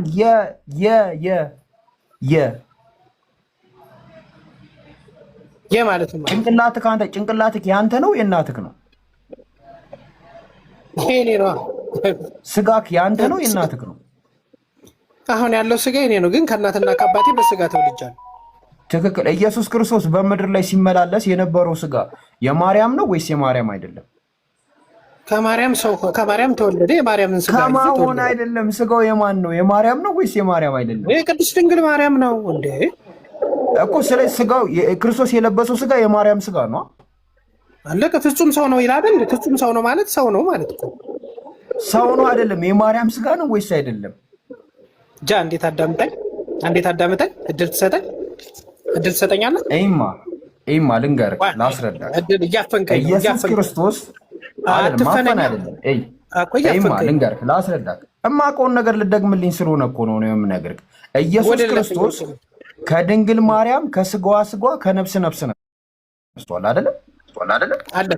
አለቀ በቃ። ሌላ እኮ ትርጉም ጨረስን። እኔ አሁን እሱ ሳይሆን ጥያቄ ማለት ነው ከስጋዋ ስጋዋ ከነፍሷ ነፍስ እንደ ነፍሷ ተግባብተናል።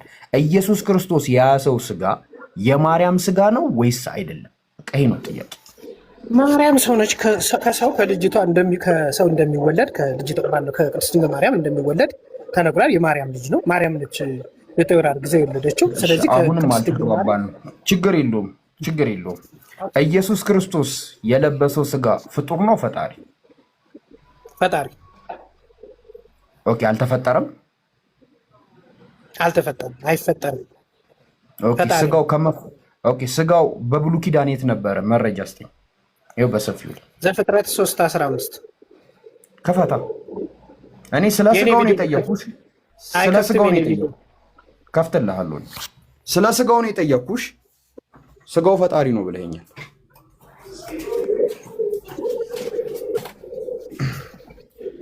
እሺ ኦሪት ዘፍጥረት ስንት? 3:15 እሺ ቆይ አንዴ የታረኩት ቪዲዮ ስለማይገልጽ ነው። እኔ ቪዲዮ እኔ ከፍታለሁ። ችግር የለም። አክሽር ኧረ የሆነ ባይብል አገኘሁት።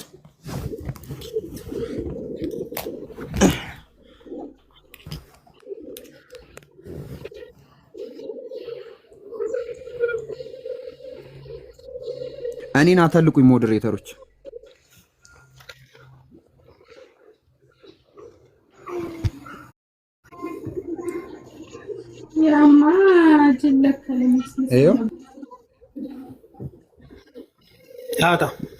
ሶስት 15 በአንተና 15 ጀምሮ ያለው ነበር። 15 በአንተና በሴቷ መካከል በዘሯና በዘሯ መካከል ጠላትነትን አደርጋለሁ፣ እርሱም ራስን ይቀጠቅጣል፣ አንተም ሰኮኑን ትቀጠቅጣለህ።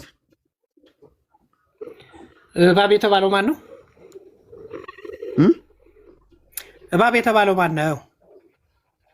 ከላይ ጀምሮ ካልገባ ከላይ ጀምሮ አንብበው። እኔ እነግርሃለሁ። ችግር የለውም። ማስረዳኝ። እኔ ጠየቅኩህ ስጋው በብሉይ ኪዳን ስለመኖሩ ነው።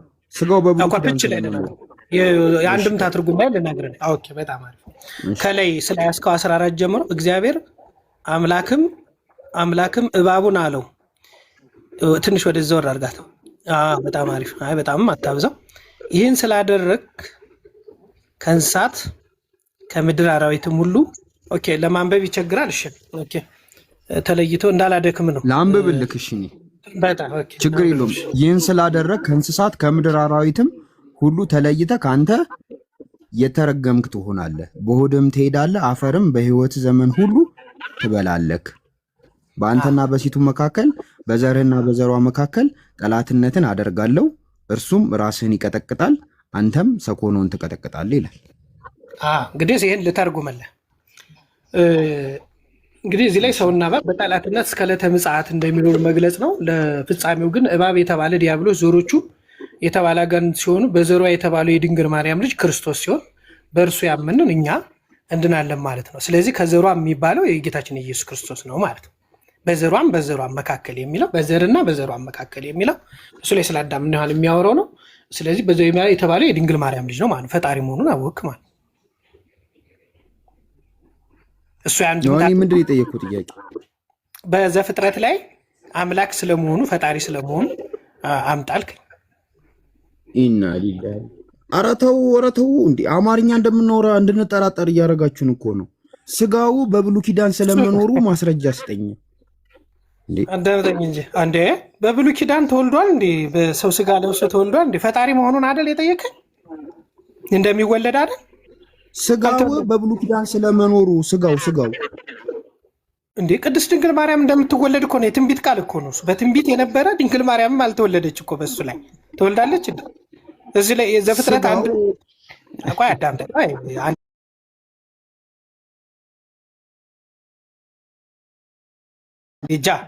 አዳምጠኝ እንጂ የጠየቀኝ ምንድን ነው? ቆይ አዳምጠኝ፣ ግራ ስለገባህ አዳምጠኝ።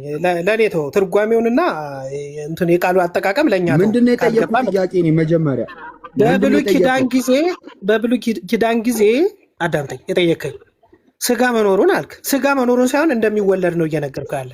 ጌታችን ኢየሱስ ክርስቶስ እንደሚወለድ ነው እየነገርኩህ። እኔ ደግሞ እሱን አይደለም የጠየቅኩህ።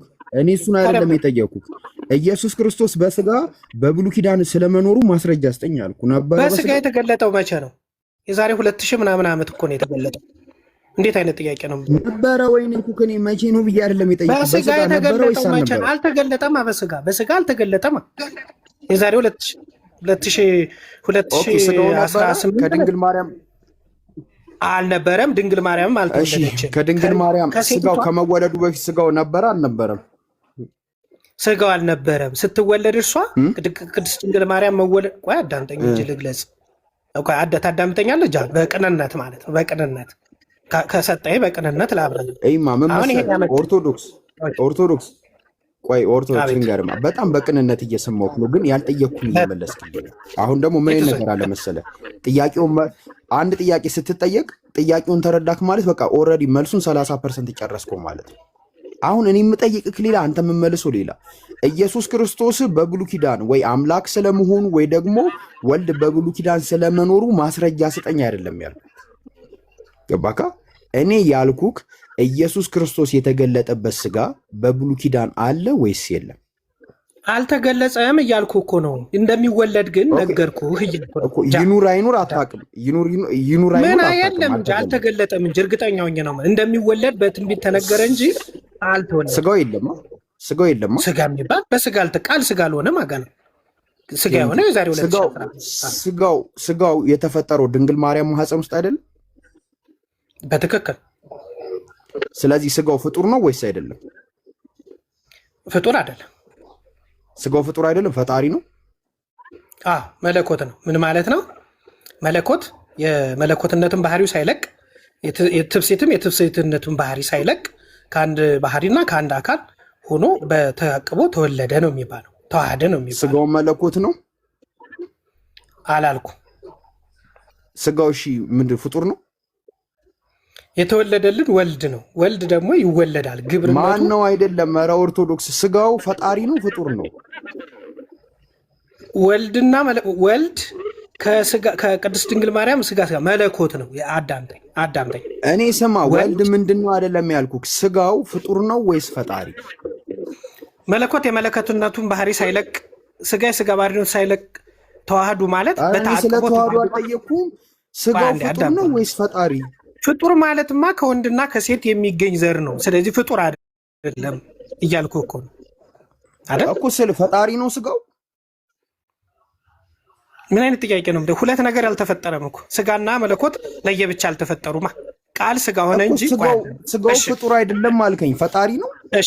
እሺ መልስ ልስጥሽ። የዮሐንስ ወንጌል ምዕራፍ 1 ቁጥር 1 አውጣልኝ።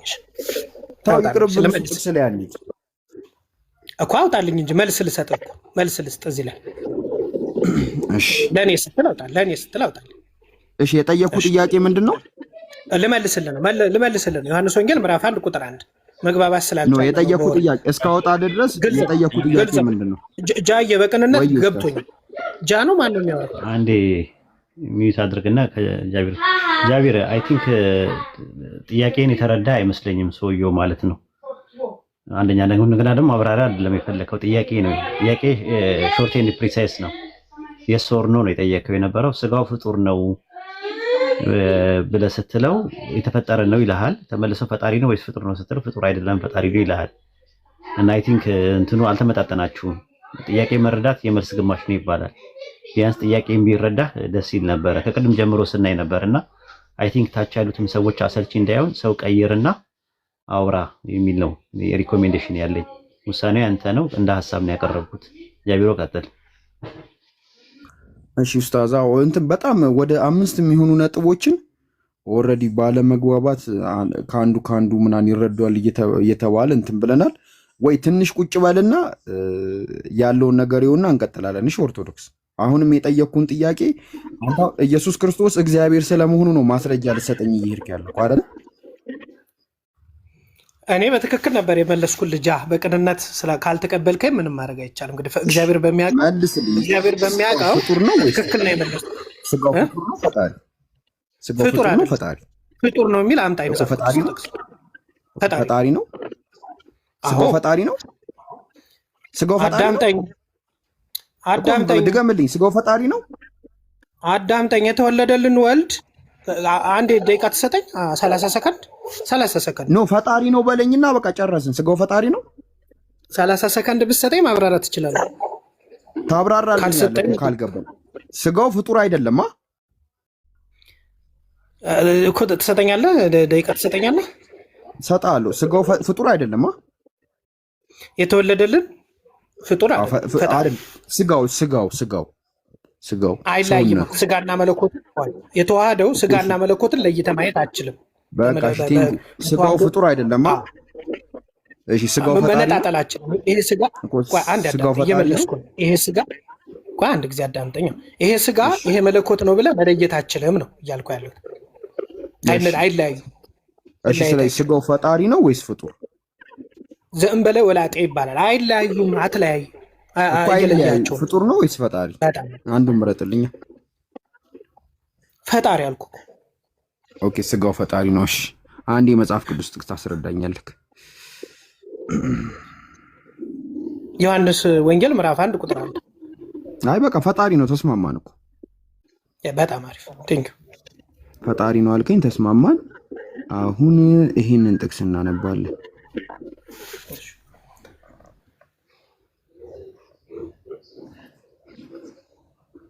የኔን ሳታወጣልኝ ግንጃ። አይ ተስማማን እኮ በቃ ተስማማን እኮ። ይሄንን አንብበው። ሉቃስ ወንጌል ከእነርሱም ድንጋይ ውርወራ የሚያህል ራቀ፣ ተንበርክኮም አባቴ ብትወድቅ ፍቃድ እያለ ይጸልይ ነበር አለ። እዚህ ጋር ሲጸልይ የነበረው ፈጣሪ ነው ወልድ ነው እኮ? ፈጣሪ ነው ምንድን ነው? ፈጣሪ ነው ተንበርክኮ ሲጸልይ የነበረው? በምድር ያደርገው ሁሉ ለጻድቅ ተምሳሌነት ተንበርክኮ ይጸልይ ነበር እኮ። ፈጣሪ ነው ተንበርክኮ ሲጸልይ የነበረው? አምላክ ወልድ አይደለ? ኢየሱስ። ኦኬ ፈጣሪ ይጸልያል? ይጸልያል ወደ አባቱ። አብ ይጸልያል ወደ አባቱ ይጸልያል ነው ያልኩ። ነው አብ ይጸልያል? ምን ማለት ነው? ያነሳው እኮ ስለ ኢየሱስ እዚህ ጋር እኮ እዚህ ጋር ወልድ ይጸልያል፣ አብ ደግሞ እንደሚጸልይ ንገረኝ። ይጸልያል አይጸልይም? አብ ይጸልያል የሚል እሱ ላይ አለ የለም? የሌለውን ለምን አወራለሁ? አይ ጥያቄ ነው የጠየኩህ። አብ ይጸልያል? አብ ይጸልያል? ወደ ማን ይጸልያል? ወደ ማን? ኦኬ ይሄኛው ፈጣሪ ወደ ማን ነው የሚጸልየው? ወደ አባቱ። ኦኬ ስለዚህ እዚህ ጋር ፈጣሪ ወደ ፈጣሪ እየጸለየ ነው? አላልኩም። ኦኬ እዚህ ጋር ፈጣሪ ወደ ማን ነው የሚጸልየው? ወደ አምላኩ። ኦኬ ስለዚህ ፈጣሪ ወደ ፈጣሪው እየጸለየ ነው። ያ ማለት ግን ኦኬ ልመልስልህ። ያ ማለት አምላክ ወደ አምላኩ ይጸልያል ሲባል ኢየሱስ ሌላ አምላክ አለው ማለትም አይደለም እሱ ላይ። ኦኬ ይሄኛው ፈጣሪ ለራሱ ነው የሚጸልየው? ኦኬ ዮሐንስ ወንጌል ምዕራፍ ስንት ላይ ነው ያለው? ምዕራፍ ስንት ላይ ነው ያለው?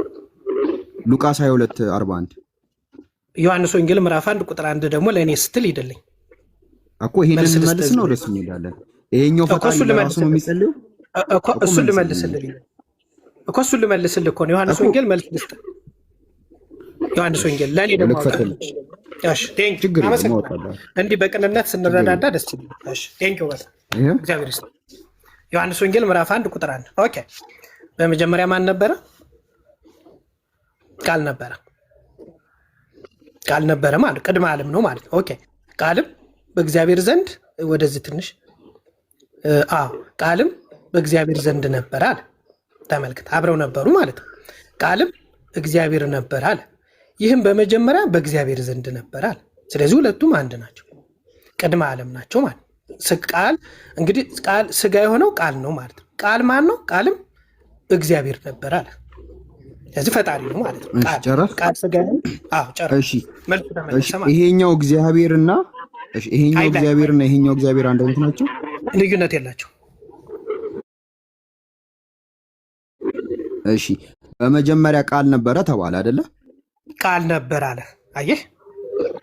ኦኬ ቃልም በእግዚአብሔር ዘንድ ነበረ ተባለ። ይሄኛው እግዚአብሔር ማን ነው?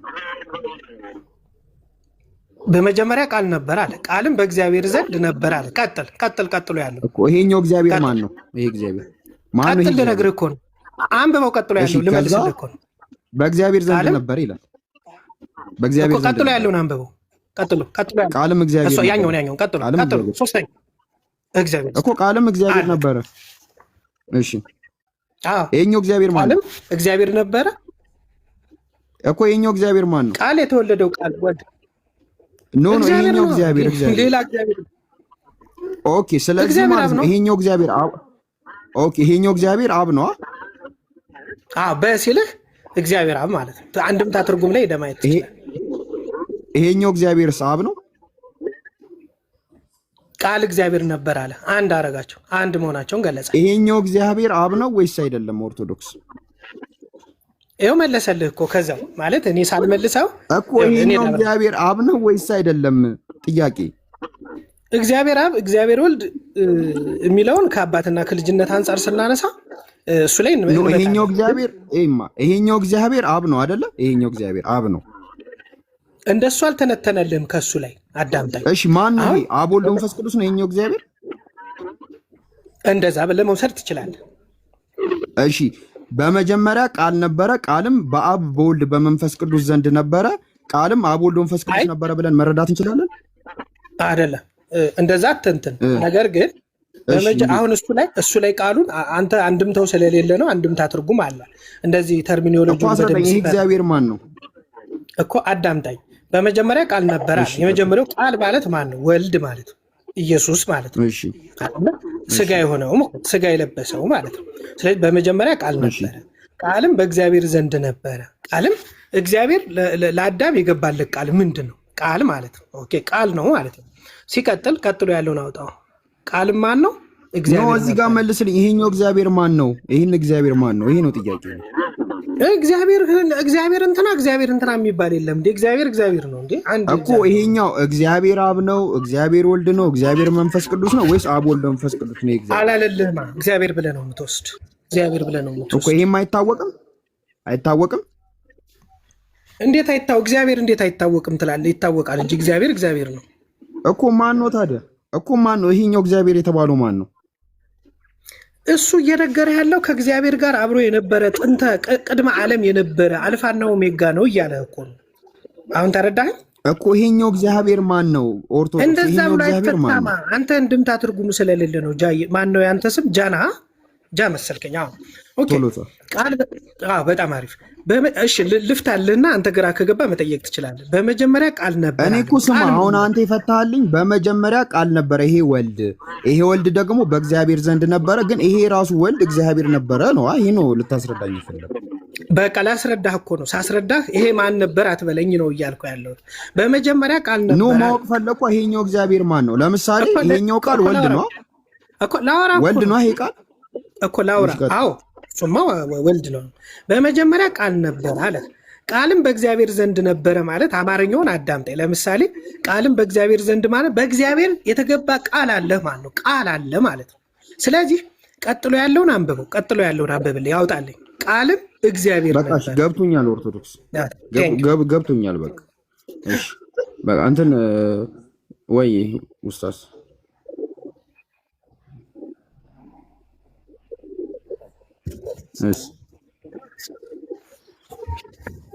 የኦርቶዶክስ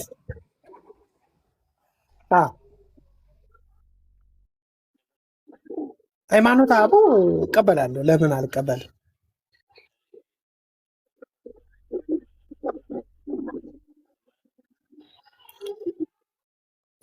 አውጣው። ምን ላይ ነው ያነበብከው?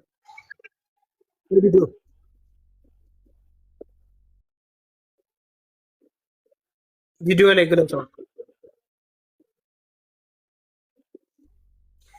አይ እሱን አልቀበልም። ፍጡር የሚል ከሆነ አልቀበልም። ወይ በቪዲዮ ግለጸው እስኪ። ወይ እስኪ በቪዲዮ ኦኬ፣ በቪዲዮ ግለጸው። ኦኬ ኡስታዝ ሚውት አድርግና አንሚውት አድርግ። እንደቀደሙ ታች የተሰማችሁ አይደል? አሁንስ ላውንጅ ነው። እስኪ ይሰማል? አሁን ይሰማል? ያ ትሰማ ማነህ? እንትና ውሃይ ዳት ተሰማቸው። ይሰማል? አሁን ይሰማል። ኦኬ በቃ ጃ ቀጥል። በቃ ኡስታዝ ቀጥል። ይሰማል እኮ ወሂድ ይሰማል። አሁን ትሰማለህ? እሺ ኡስታዝ አልተመቸውም መሰለኝ። እንቀጥላለን። ኦርቶዶክስ እንግዲህ ያው የሃይማኖተ አበው መጽሐፍን እንትን ብሎታል። እሺ ቦነሳ አለክ አላችሁ? ቦነሳ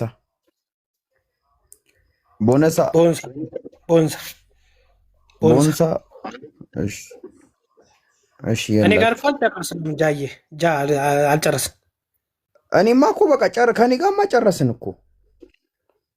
እኔ ምን መሰለህ ግዴታ መግባባት የለብንም እና እኔ ልጠይቅህ። ጠይቅሽ። በጣም አሪፍ።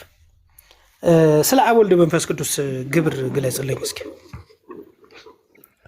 አብ መውለድ፣ ወልድ መወለድ፣ መንፈስ ቅዱስ መስረጽ። እስኪ እንደገና ድጋ። አብ ወላዲ፣ ወልድ ተወላዲ፣ መንፈስ ቅዱስ ሰራጺ። አብ ወላዲን አስራጺ። አዳምጣኝ። አብ ወላዲ አስራጺ፣ ወልድ ተወላዲ፣ መንፈስ ቅዱስ ሰራጺ። ትክክል። የተወሰነ አስራጺ የሚለውን ነው የረሳው ማለት ነው። ኦኬ። ስለዚህ አብ ወላዲ ከሆነ አብ ይወለዳል እንዴ? አይወለድም። ስለዚህ ለአዳም ቃል የገባለት ማን ነው? እወለዳለሁ ከልጅ ልጅ እወለዳለሁ ያለው ማን ነው? እኔ እንጃ፣ እኔ አላውቅም። እኔ እሱን ቃል ራሱ አንብቤ አላውቅም። አይ ቅድም ስጠይቅ ስለሰማሁ ነው ይሄን ልመልስልህ ብዬ እኮ። ወልድ ነው ያለው ልትለኝ ነው? ቅድም ሳትግባቡ ስለቀራችሁ ማለት ነው እኮ። ወልድ ነው ከልጅ ልጅ ተወልጄ አድንሃለሁ ያለው? ኦኬ። አብ እዚህ ጋር ጸጥ ብሎ ነበር። ቃል ነበረ። ቃል አልኩህ እኮ። እንደዛ ተለያያችሁ እኮ። አይደለም አሁን እንትን አምላክ ነው አይደለ? ከልጅ ልጅ ተወልጄ አድንሃለሁ ያለው ከባይብል ጥቅስ አለ። እሱ ጋር እንደዛ የሚለው ጥቅሱን ያውጣልህ ጃቢር። እሺ ኡስታዝ ምኑን ላውጣልህ? ከባይብል ጥቅሱን። የትኛው? ከልጅ ልጅ ተወልጄ አድንሃለሁ የሚለው ቅድም ዘፍጥረት 3:15 ያለውን አምድንታ ትርጉም እያየው ነው የምነግርህ። ጥቅስ ከልጅ ልጅ ተወልጄ አድንሃለሁ የሚል ከዘርዘር እንዴ አይልም እንዴ? ቅድም ምን ይላል? ዘፍጥረት 3:15 ቀጥታ ከወሰድከው ላትረዳው ትችላለህ። ዘፍጥረት 3:15 እኮ ማለት ቀጥታ ጥቅስ ከልጅ ልጅ ተወልጄ አድንሃለሁ የሚል ጥቅስ ቃል በቃል በዘር ከልጅ ልጅ ተወልጄ አድንሃለሁ የሚል ጥቅስ አለ ቃል በቃል መጽሐፍ ቅዱስ ላይ። ለአዳም የገባለት ቃል ምንድን ነው እኮ? ከልጅ ልጅ ተወልጄ አድንሃለሁ የሚል ጥቅስ አለ ወይ? ካለ አለ። በዘር ማለት ከልጅ ልጆች ማለት ነው። ምንም ችግር የለው እኮ። ከልጅ ልጅ ተወልጄ አድንሃለሁ የሚል ጥቅስ አለ ወይ? ኦኬ፣ ቀጥታ ትርጉሙን ነው የፈለከው? እኛ የማን ዘሮች ነን? ከልጅ ልጅ ተወልጄ አድንሃለሁ የሚል ጥቅስ። አይ ቆይ፣ እኛ የማን ዘሮች ነን? የአዳም ዘሮች ነን። በስጋ ያዳም ነን ማለት ነው። ስለዚህ ከአዳም እና ከሔዋን የተወለድን የዘር ነን ማለት ነው አይደል? የተለየ የሰው ፍጡር ያዳም አለ። የተለየ አዳም በምድር ላይ የተለየ አዳም ዘር ያለ አለ? ሌላ አዳም አለ እኮ። እኔ ጠየኩ ከልጅ ልጅ ተወልጄ አድንሃለሁ የሚል ጥቅስ አለ መጽሐፍ ቅዱስ ላይ? ቆይ እንጂ አዳም ልመልስልህ ነው። እሱን ችግር የለም። እኛ አዳም ልጆች ነን። ያዳም መሰለህ ኦርቶዶክስ አንድ ነገር ልንገርክ፣ እንዴት ማድረግ ትችላለህ መሰለህ? ቃሉ የለም ግን በተዘዋዋሪ ግን አምጥቼ ላሳይ ይችላሉ ማለት ሌላ መንገድ ነው። ቃል በቃል ከልጅ ልጅ ተወልጄ አድንሃለሁ የሚል ጥቅስ አለ ወይስ የለም? እኮ ልነግርህ ነበረ ማለት ዘፍጥረት ላይ አለ ቃል በቃል። አዎ እንትና ከልጅ ልጅ ፈጣሪ ከልጅ ልጅ ተወልጄ አድንሃለሁ የሚል ጥቅስ አለ ወይስ የለም? የአዳም ዘር አዳም እንትናን ወለደ፣ እንትና ደግሞ እንትናን ወለደ የሚል ዘፍጥረት ላይ የለም መጽሐፍ ቅዱስ ላይ? ከልጅ ልጅ ተወልጄ አድንሃለሁ የሚል ጥቅስ አለ ወይስ የለም? ከአዳም የልጅ ልጅ እኮ ነው። ከአዳም የትውልድ እኮ ነው። የዘር የአዳም ዘር ማለት እኮ ነው። ሞዴሬተሮች ካላችሁ ሌላ ክርስቲያን አስገቡ። አዎ እንዳይመጠንም። ምክንያቱም እግዚአብሔር የጠየቀው ጥያቄ ምንድን ነው? ለአዳም ቃል ኪዳን ሲገባለት ከልጅ ልጅ ተወልጄ አድንሃለሁ የሚል ጥቅስ አለ ወይ ነው ጥያቄው። ዘፍጥረት 3:15 እና 16 የሚናገረው በአንተና በሴቱ መካከል በዘርና በዘሯ መካከል ጠላትነትን አደርጋለሁ፣ አንተ ሰኮናውን ትቀጠቅጣለህ፣ እርሱ ራስን ይቀጠቅጣል። ምንም ሽታው የለም። ተወልጄ የሚል ነገር ፈጣሪ አላለም። እንደውም ባይሆን ዘር እንደሚያመጣ ነው የሚናገረው። ፈጣሪ በሴቲቱ በኩል ዘር እንደሚያመጣ ነው እንጂ የሚናገረው ራሱ እግዚአብሔር ከልጅ ልጅ ተወልጄ አድንሃለሁ የሚል ነገር የለውም። አይ ቲንክ ለቤቱ አይመጥንም፣ ለእግዚአብሔርም አይመጥንም ራሱ ማለት ነው። በጣም ሞከርክ፣ በጣም ታገልክ በቅንነት ግን አይሆንም ማለት ነው። ኤሊ ዛፍ ላይ እንድትወጣ አትገደድም። ኤሊ መኖሪያዋ ታች ነው፣ ዛፍ ላይ አይደለም። ስለዚህ ዛፍ ላይ እንድትወጣ የማይቀድም በግድ ዛፍ ላይ ውጭ አንልም እኛ። ስለዚህ እግዚአብሔርን እናመሰግናለን። ጀዛከላ ኸይረን ጀዛ። ሌላ ሰው አስገባና ሌላ ኦርቶዶክስ አስገባና እንትን በል።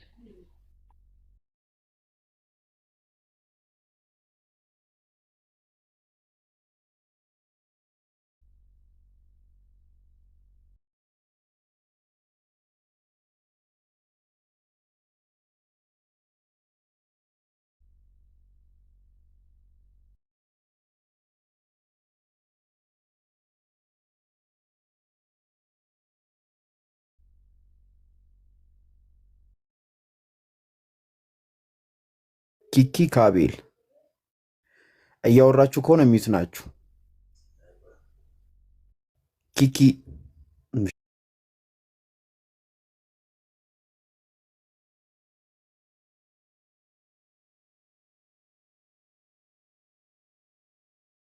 ገቡት። አንድ ሁላችሁም እሺ፣ 1 ደቂቃ ካደረጋችሁት 10 ሺህ ይገባል። ኮፒ ሊንክም አድርጉት። እሺ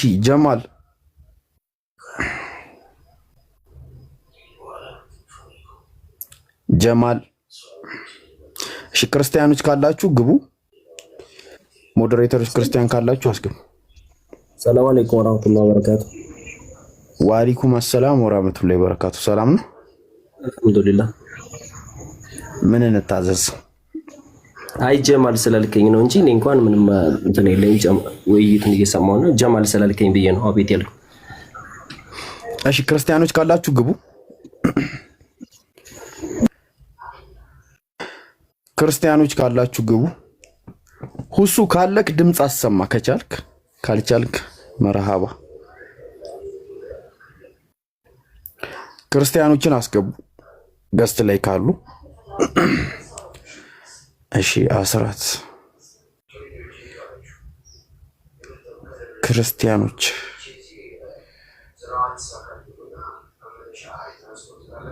ሞዴሬተሮች ክርስቲያኖችን አስገቡ። ታብታቡን አንድ ጊዜ 10 ሚሊዮን እናስገቡ።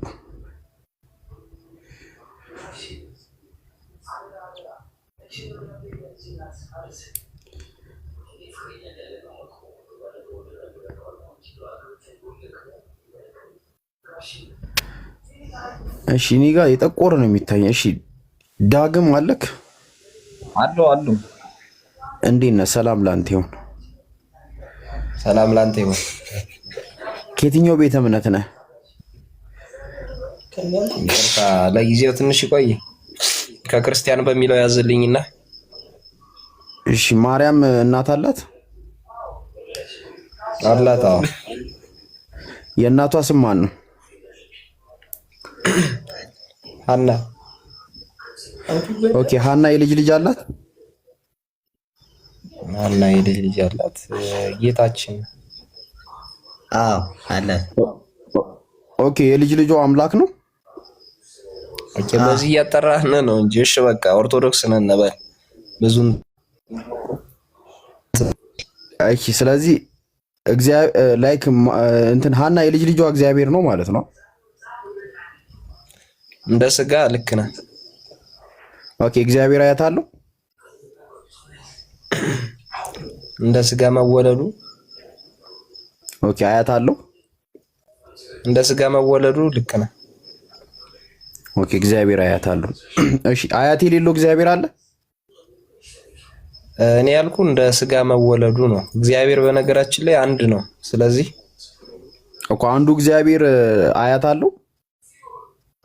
እግዚአብሔር ወልድ በስጋ በመወለዱ አያቱ የእመቤታችን እናትና አባት ናቸው እኮ። እግዚአብሔር አያት አለው ወይስ የለውም?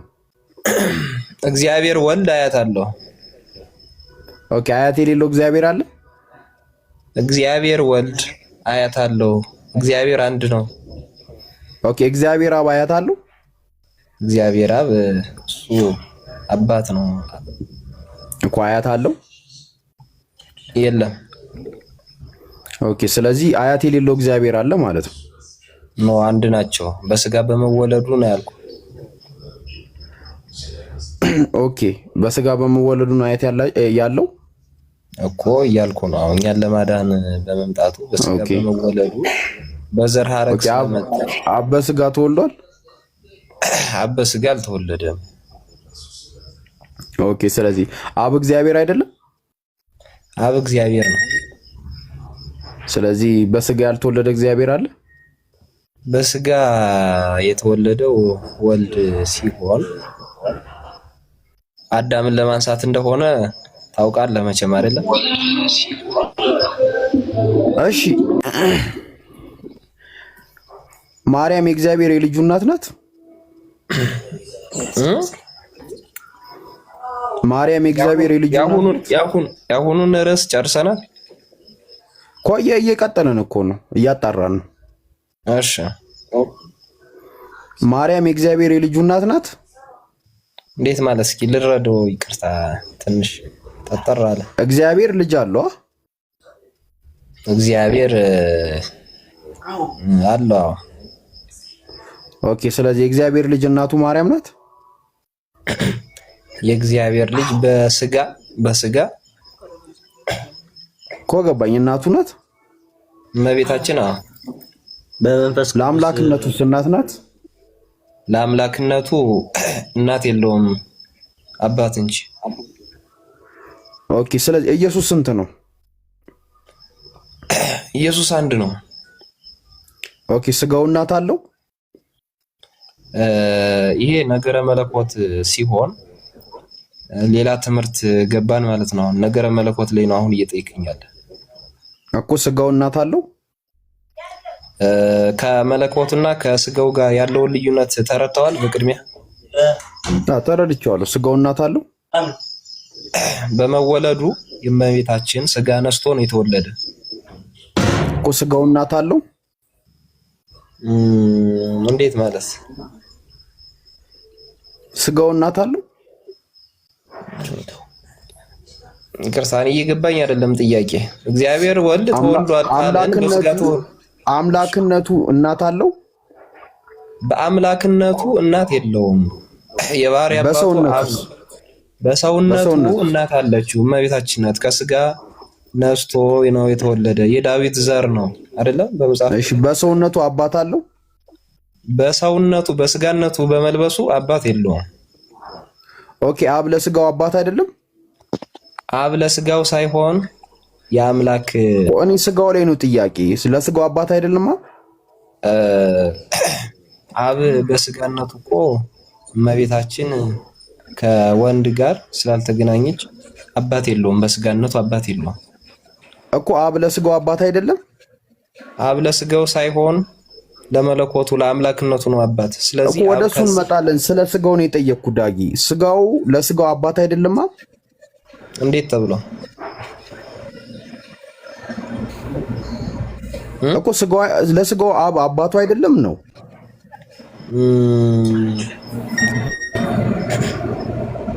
ለሱ አይደለም። ኦኬ ስለዚህ እናት ያለው አባት የሌለው ስጋው፣ እናት የሌለው አባት ያለው ደግሞ አምላክነቱ አይደለም? አዎ አሁን መጣለኝ። እሺ ኢየሱስ ስንት ነው? ኢየሱስ አንድ ነው። እናት አለው ወይስ አባት አለው? በስጋ እናት ነው ያለችው። ስጋው ማን ነው? ለመዋሃድ መለኮትና ስጋን ስጋው ማን ነው? ስጋው ማን ነው? ስጋው ከራሱ ነው። ምን መሰለህ የአዳም ልብስ ነው ስጋን ሲተረጎም ማለት ነው። ልብሳችን የአዳም ልብስ ነው ለብሶ የመጣው። ወደ ምድር ለመምጣት የግድ በስጋ መገለጽ አለበት። አየህ በመለኮቱ መገለጽ ስለማይችል ነው ስጋን የለበሰ። ተርታኛል። ኦኬ ስጋው እሱ አይደለም ማለት ነው፣ ልብሱ ነው እኮ። አዎ ስጋ ይሄ ነገረ መለኮት ያልኩ እዚህ ላይ ነው። መዋሃዳቸው ልክ እንደ ዘይትና እንደ ውሃ ነው እንጂ እንደ ስጋው እሱ አይደለም ማለት ነው። ስጋው እሱ ነው እሱ አይደለም ማለት አይደለም። በፍቃዱ ያመጣው ነው እኮ። ጋር ስጋው ማን ነው? ለምሳሌ እስኪ ከዚሁ ላይ አንድ ጥያቄን በጥያቄ ልመልስልህና አንድ ብረት ብታግለው ምንድነው የምንለው? አሁን ብረትነቱን ቀይሯል ወይንስ ፍም ነው የምንለው? ወይንስ በቃ የጋለ ብረት ነው የምንለው? የጋለ ብረት። ስለዚህ በቃ አምላክ ነው ማለት ነው ስጋ የለ። አይ በቃ እስቲ እኔ ምንም አሚር ወይ ማሂር ቀጥሉ፣ ወይ መሲ ካላችሁ ቀጥሉ። እኔ በቃኝ፣ ረጅም ሰዓት አወራሁ።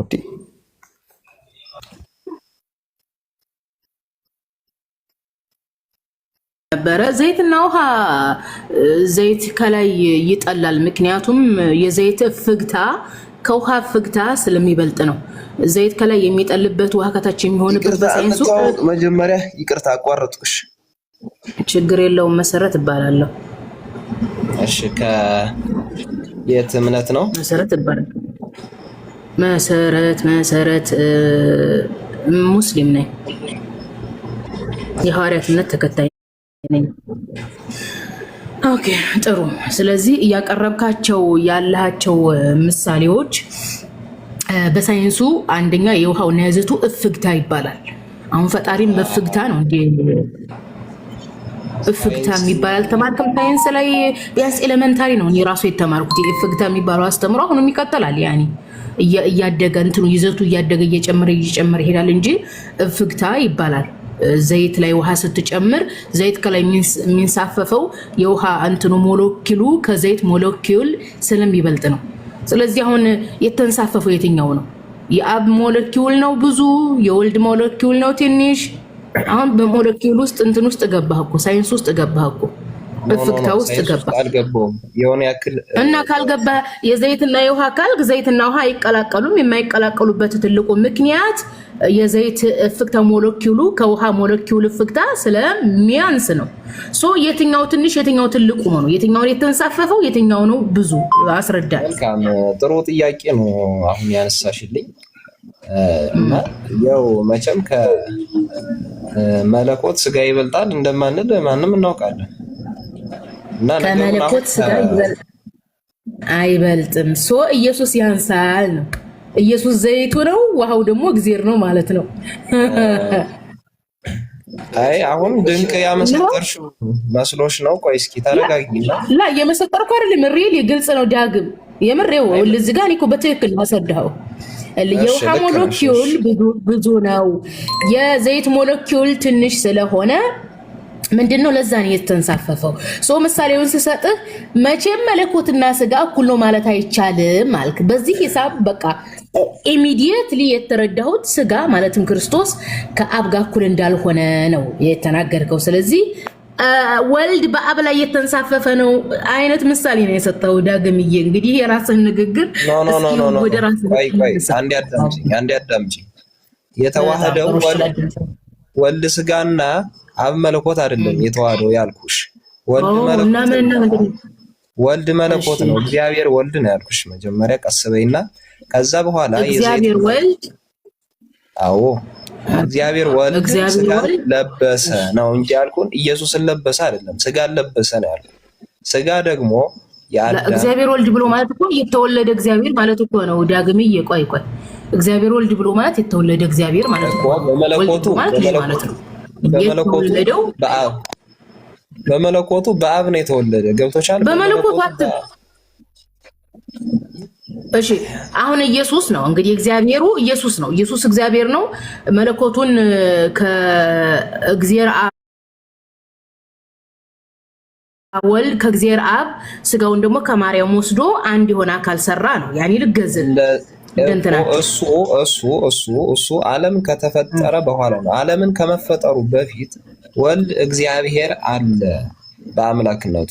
አዳም ከወደቀ በኋላ ስጋን ለብሶ የታል መረጃው? ቆይ እግዚአብሔር ወልድ ዓለም ከመፈጠሩ በፊት ነበረ የሚል የታል መረጃው? ቆይ አምላክ እንዳለ ታምኛለሽ አይደል አንቺ? አምላክማ ጥንትና ጧት የነበረ ያለ እኮ ነው። ከኔ ጋር ማን ነበረ እያለ ራሱ እግዚአብሔር የብሉይ ኪዳን ላይ ያለው የአይሁዶቹ አምላክ ይዝታል። ከኔ ጋር ማን ነበረ ይላል። አልፋ ኦሜጋ የተባለው ጥንትና ጧት የነበረው ብቻውን የነበረው አለ። እያወራን ያለው ስለተወለደው እግዚአብሔር ነው። ስለተወለደው እግዚአብሔር ወልድ ብሎ ማለት ከመቼ በኋላ ነው የተወለደ? አሁን እግዚአብሔር ወልድ ከተወለደ በኋላ እኮ ነው እግዚአብሔር ወልድ የተባለው። ሳይወለድማ እንዴት እግዚአብሔር ወልድ ይባላል እኮ? በነገራችን ላይ ቃላቱን ራሱ እንትን ያዙ። ወልድ ብሎ ማለት ከተወለደ ነው። ትጸንሻለሽ ወንድ ልጅም ትወልጃለሽ አለ። ከተወለደ በኋላ ነው ወልድ እግዚአብሔር። አብ የመለኮት የአብ የባህሪ አባቱ ነው። በመለኮት ተብለን እኮ ከሁሴን ጋር እያወራን ነበረ። ማለት ምንም አብ አስቀድሞ ስለነበረ አይደለም እንዴ? አብ አባቱ ነው ብለን እኮ ተነጋግረን ተስማምተናል። ኦፍ ኮርስ አብ የሁላችንም አባት ነው አለ። የአባትነቱ ለዘላለም የሚኖር ነው። የሱ አባትነት የሚቀረፍ ምናምን አይደለም። በዛ ተስማምተናል። በቃ የሱ አባትነት ወኽር ያላ ባራ ይቅርታ ሶሪ። እሺ ስለ አብ አባትነቱ ካመነ አስቀድሞ የነበሩ ናቸው አይደለም? መቼም አብ አሁን የመጣት ምኖቹ ናቸው? አስቀድሞ ለመርበው ሁላችንም አስቀድመን ነበርን እኮ። ጳውሎስ ለኤፌሶን ሰዎች በላከላቸው ደብዳቤ እግዚአብሔር አስቀድሞ መርጦናል ይላል። በምርጫ አስቀድሞ መርጦናል አይደል? እግዚአብሔር አስቀድሞ መርጦናል ማለት ነው። ስለዚህ እግዚአብሔርና ሄር የሚባሉ ሶስት የሉም። እግዚአብሔርና ሄር የሚለው ስም እግዚአብሔርና ሄር የሚባል ነገር የለም መጽሐፍ ቅዱስ ላይ። በብሉይ ኪዳንም ሆነ በአዲስ ኪዳን አንድ እግዚአብሔር ነው ያለው እግዚአብሔር። ለዛም ነው ሐዋርያው ጳውሎስ ግልጽ በአምሳያችን እንፍጠር ይላል አይልም? ቆይሽ በአምሳያችን እንፍጠር ይላል አይልም? ግን መልሽልኝ። ከዛ ያንቺን ሐሳብ አስቀጥልሻለሁ እስከመጨረሻው። ቆይ ችግር የለውም። አንድ ጊዜ እግዚአብሔር ብለህ ለሶስት ስለከፋፈልከው እግዚእና አብና ብሔርን ለመነጣጠል ስለሞከርክ እንደዚህ የሚል ሐሳብ የለም ብሉይ ኪዳንም ላይ አዲስ ኪዳንም ላይ። ለዚህም ነው ቆይ ፎንትና ትበል ሙዳት ያዝ። ለዚህም ነው ሐዋርያው ጳውሎስ ፎከስ አድርጎ ሲያስተምር የነበረው ከእግዚአብሔር ከአባታችን ያለው። ስለዚህ የእግዚአብሔር ዕውቅና የተሰጠው ለአብ ብቻ ነው እንጂ እንደ መጽሐፍ ቅዱስ አስተምሮ ከአብ ውጪ ማንም እግዚአብሔር አይደለም። ከአብ ውጪ ማንም እግዚአብሔር ተብሎ አልተጠራም። ራሱ ኢየሱስ ክርስቶስ ሌሎችም አካላት እግዚአብሔር ተብለው በፍጹም አልተጠሩም። አይ ከአብ ውጪ እግዚአብሔር ተብሎ የተጠሩ አካላቶች አሉ። ኢቭን እንኳን የማርያም ልጅ ኢየሱስ እግዚአብሔር ተብሎ ተጠርቷል ካልክ መረጃ አስጠን።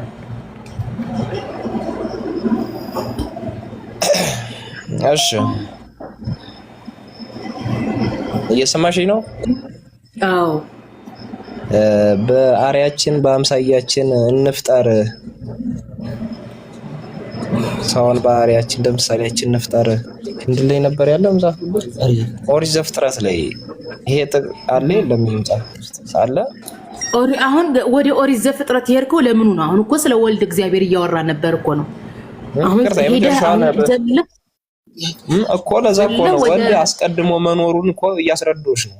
ወልድ እግዚአብሔር አስቀድሞ ወልድ እንዴት ነው አስቀድሞ የሚል? ሳይወለድ አስቀድሞ አለ እንዴ? ወልድ ብሎ ማለት መወለድ ማለት እኮ ነው እንዴ? ሳይወለድ በፊት አለ እንዴ? ወልድ እግዚአብሔር እኮ ነው። ታዲያ ከተወለደ በኋላ ነው። መንፈስ ቅዱስማ መንፈስ ነው። መንፈስ ቅዱስ የእግዚአብሔር መንፈስ ነው። እግዚአብሔር ካለ አብሮ ያለ ነው። ያኔ ሲጀምር መንፈስ ቅዱስ የእግዚአብሔር ባህሪ እንጂ ራሱን ችሎ አከሌ ተብሎ የሚጠራ አይደለም። በስላሴ አስተምሮ በእናንተ እምነት እነዚህ ስላሴ የሚባሉት አከሌ ቆይ ግልጽ ይሆንልህ። በስላሴ አስተምሮ በእናንተ አስተምሮት ስላሴዎች አከሌ አከሌ አከሌ ተብለው የሚጠሩ አከሌዎች ናቸው። እግዚአብሔር አብ አከሌ ነው። እግዚአብሔር ወልድ አከሌ ነው። እግዚአብሔር መንፈስ ቅዱስ አከሌ ነው። በስላሴ አስተምሮ ራሳቸውን የቻሉ አከሌ ብሎ ማለት አካል ማለት ነው። ለምሳሌ አከሌ ዳግም እንላለን፣ አከሌ መሰረት እንላለን። ስለዚህ እግዚአብሔር አብ ስንል ራሱን የቻለ አካል ነው። እግዚአብሔር ወልድ ራሱን የቻለ አካል ነው። በስላሴ ዶክትሪን አስተምሮ ማለት ነው። ልክ እንዳንድ ትልቅ ዛፍ ማለት ነው አይደለም? እሺ ትልቅ ዛፍ አዎ ለምሳሌ ሶስት ኦርጋን እንዳላቸው ማለት ነው። ይቅርታ ለሶስትነቱን ማስረጃ ነው። ዛፍማ ግዙፍም ቢሆን የዛፍ ቅርንጫፍ የዛፍ ስር ነው የሚባለው። ስለዚህ ለምሳሌ ወይ የባህር ዛፍ ወይ የግራር ዛፍ ወይ የዋርካ ዛፍ ይባላል። እንደዛ ነው። ዛፉ አንዱ የባህር ዛፍ ሲሆን ራሱን የቻለ አከሌ የተባለ ዛፍ ነው።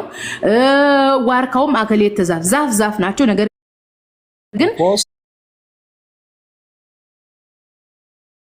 ለራሳቸው የበቀሉ እንዳለው አይደለም? ስር አለው፣ ቅጠል አለው። ያማ አካሉ ነው። የዛፉ አካል ነው። ኢየሱስ ራሱን የቻለ እግዚአብሔር ነው። ቆይ እሱ ነው። መንፈስ ቅዱስም የአብ አካል አይደለም እንዴ? ቆይ የአብ አካል አይደለም። ወልድ የአብ አካል አይደለም። ወልድ ራሱን የቻለ እግዚአብሔር ነው። እግዚአብሔር ወልድ፣ እግዚአብሔር መንፈስ ቅዱስ፣ እግዚአብሔር አብ የተባለው በስላሴ ዶክትሪን አስተምሮ ሶስትነታቸው እኮ በሶስትነታቸው እግዚአብሔር ተብሎ ለብቻ የሚጠሩ ናቸው። ወልድም ለብቻው ይጠራል፣ መንፈስ ቅዱስም ለብቻው ይጠራል። ቆይ ከሱ ጋር ጨርስ አይደለም የምትል ሚውት አድርግ። ቆሎዲየስ አንድ ጊዜ ሚውት አድርግ ይወለ። ስለዚህ አብም ለብቻው የሚጠራ ነው፣ ወልድም ለብቻው የሚጠራ ነው፣ መንፈስ ቅዱስም ለብቻው የሚጠራ ነው በስላሴ ዶክትሪን አስተምሮ። መጽሐፍ ቅዱስ ላይ ግን መንፈስ ቅዱስ ምንድነው? የእግዚአብሔር ባህሪው ነው። የእግዚአብሔር ባህሪ ነው። የእግዚአብሔር ባህሪ ከእግዚአብሔር የሚነጠል ነገር አይደለም። ክርስቶስ ግን ወልድ ነው። ወልድ መባል የጀመረው ከተወለደ በኋላ ነው። ሳይወለድ በፊት እንዴት ነው ወልድ የሚባለው? አንተ ሚስት ካረገዘች እስከምትወልድ ጠብቀህ ነው አይደለ ልጅ ተወለደልኝ የምትለው። ስለዚህ ትጸንሻለሽ። ቆይ በደንብ የተረዳሽው አይደለ? አንተ ነው ያልተረዳኸው። ሶስት የሚለው ነገር ይኸውላችሁ ቆይ አረኒ ተረጋግቼ በደንብ ነው የማውቀው ስላሴን እኔ አስተምራችኋለሁ። ችግር የለውም። ካላወቃችሁት የራሳችሁን አስተምሩ። እሺ ምንድነው ሐሳብህ? እሺ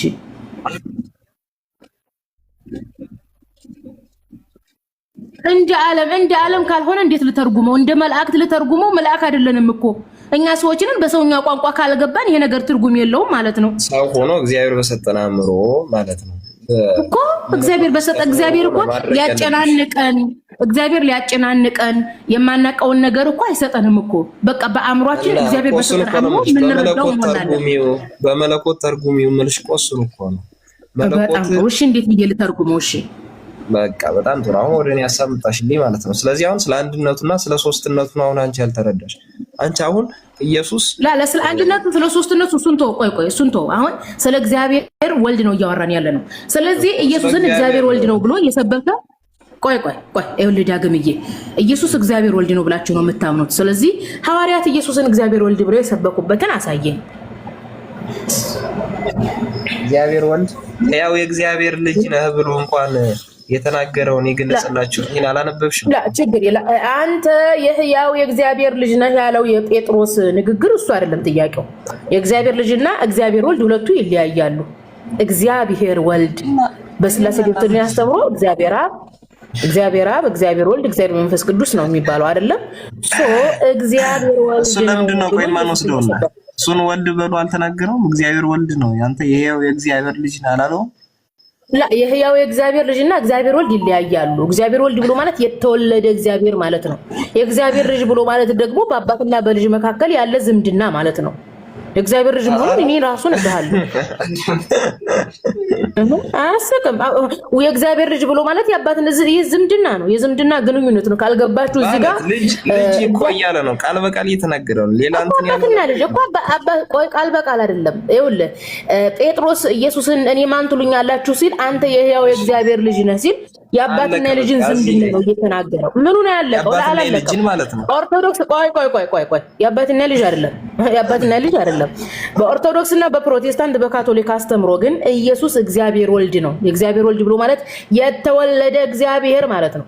ያዲ ኢየሱስ እግዚአብሔር ነው ብለህ አታምንም አንተ? አሁን ሆሴ ከዚህ ርዕስ ላይ በደንብ ተረድቶት የአብ ባህሪ ወልድ እግዚአብሔር በባህሪ እናት እንደሌለ ቆይ ባህሪው ጋር ትሄድ። አሁን ኢየሱስ እግዚአብሔር ነው አይደለም? ኢየሱስ እግዚአብሔር ነው። ነገር ግን ስጋን የለበሰ አይደለም። ኢየሱስ ቆይ ችግር የለውም። አሁን ስጋ ለበሰ ደም ለበሰ የሚለውን ተውና ኢየሱስ እግዚአብሔር ነው በሚል ተማምናላል። ምን አይነት እግዚአብሔር? እግዚአብሔር ነው የተዋሃደ ጥሩ እግዚአብሔር ነው።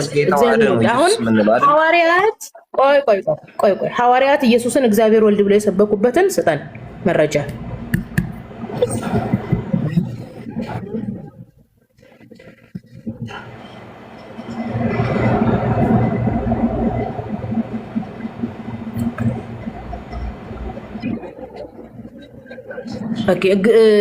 ኢየሱስን እግዚአብሔር ነው ብለኛል። ኢየሱስን እግዚአብሔር ነው ብሎ የሰበከ ሐዋርያ ስጠኝ ነው መረጃ ከወንጌል። ኢየሱስን እግዚአብሔር ነው እንደዛ ነው እንዴ? እንት ያለው ተረዳሽ?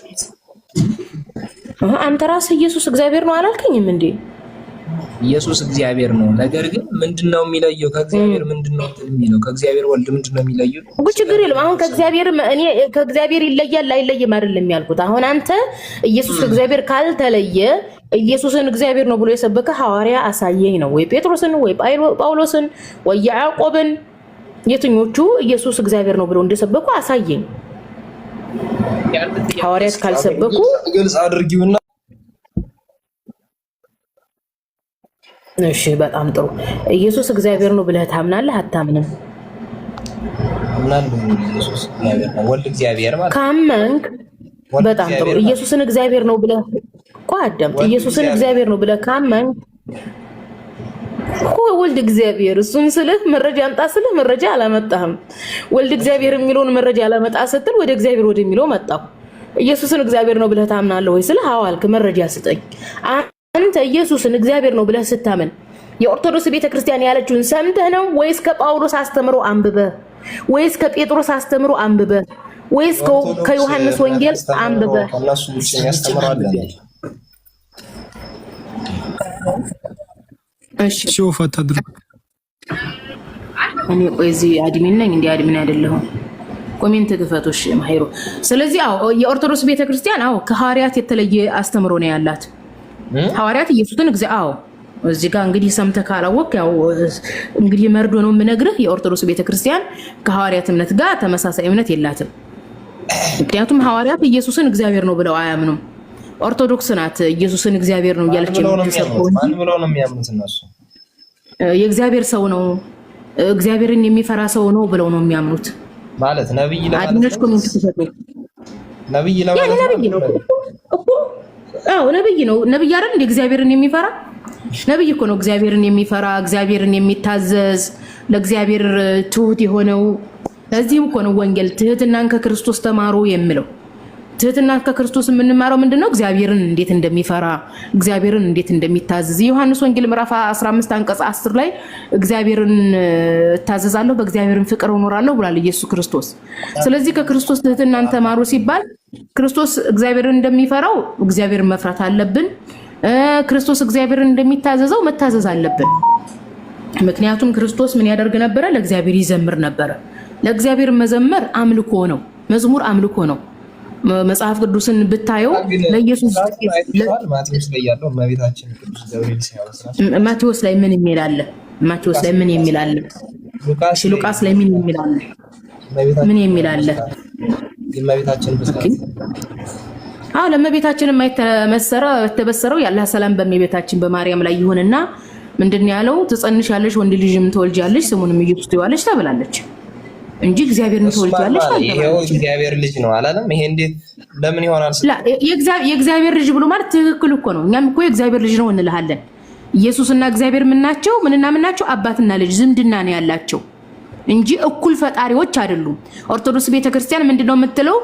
ኢየሱስ ከፈጣሪ የተገኘ ፈጣሪ ነው የምትለው። ኢየሱስን ፈጣሪ ነው።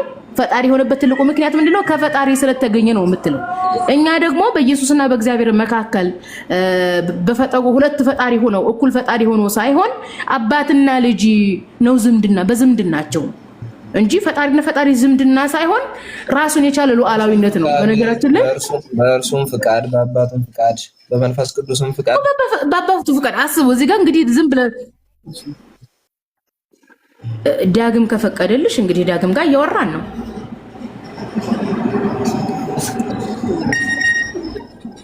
እስኪ በዙሪያ ነው ተወረ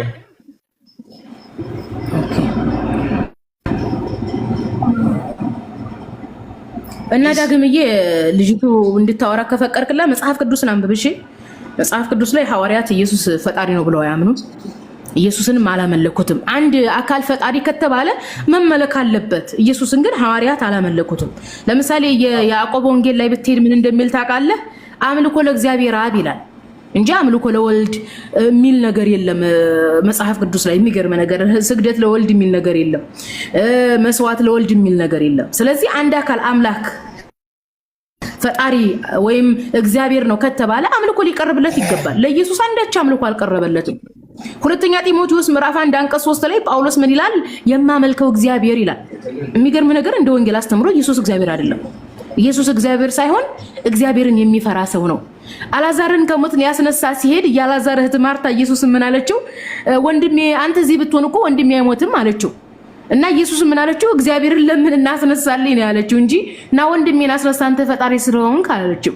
ስለዚህ እኛ ኦርቶዶክስን ቤተክርስቲያን ሳይሆን የምናምነው ነገራችን ላይ ልመናው ያዳም ልመና ነው። ይሄን ብትረጂ ግን ጥሩ ነው። በእርግጥ እናንተ አንድምታ ትርጓሜ ስለማትማሩ ነው። ያዳም አንድምታ ትርጓሜ ቆይ ዳግምዬ ቆይ አንድምታ ትርጓሜ የኦርቶዶክስ ቤተክርስቲያን ራሷን የሚመስል ነው እንትን ያለችው እንጂ መጽሐፍ ቅዱሱን ወይ ወንጌሉን በእናንተ አስተምሮ እንኳን እንሄድም አይደለም። በእናንተ አስተምሮ እንሄድም እኔ ወንጌልን እየተናገርኩ ያለሁት የተቀመጠበትን ይዘቱን ነው፣ ኮንቴንቱን ነው። የወንጌሉን ኮንቴንት ነው እንጂ የተናገርኩት የራሴን አይደለም።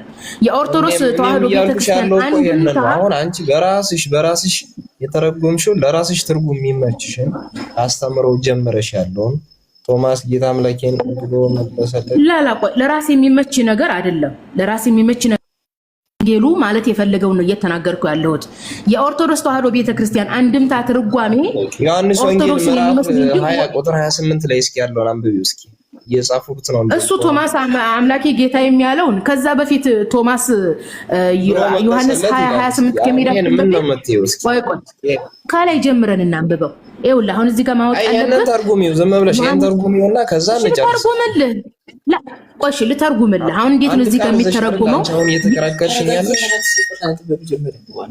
አንድ ቃል ይዤ አይደለም ዳግም አንድ ቃል ይዤ አይደለም ዳግም ዳቴ ላልቅ ስለሆነ እቺን ቃል ተርጉሚልኝ። አሁን ዮሐንስ 20 እቺን ለምን ቃል ተረጉምልሃለሁ? ለምን አንቀጽ ተረጉምልሃለሁ? ይቺ አንቀጽ ከዮሐንስ ወንጌል ጋር መታየት አለባት።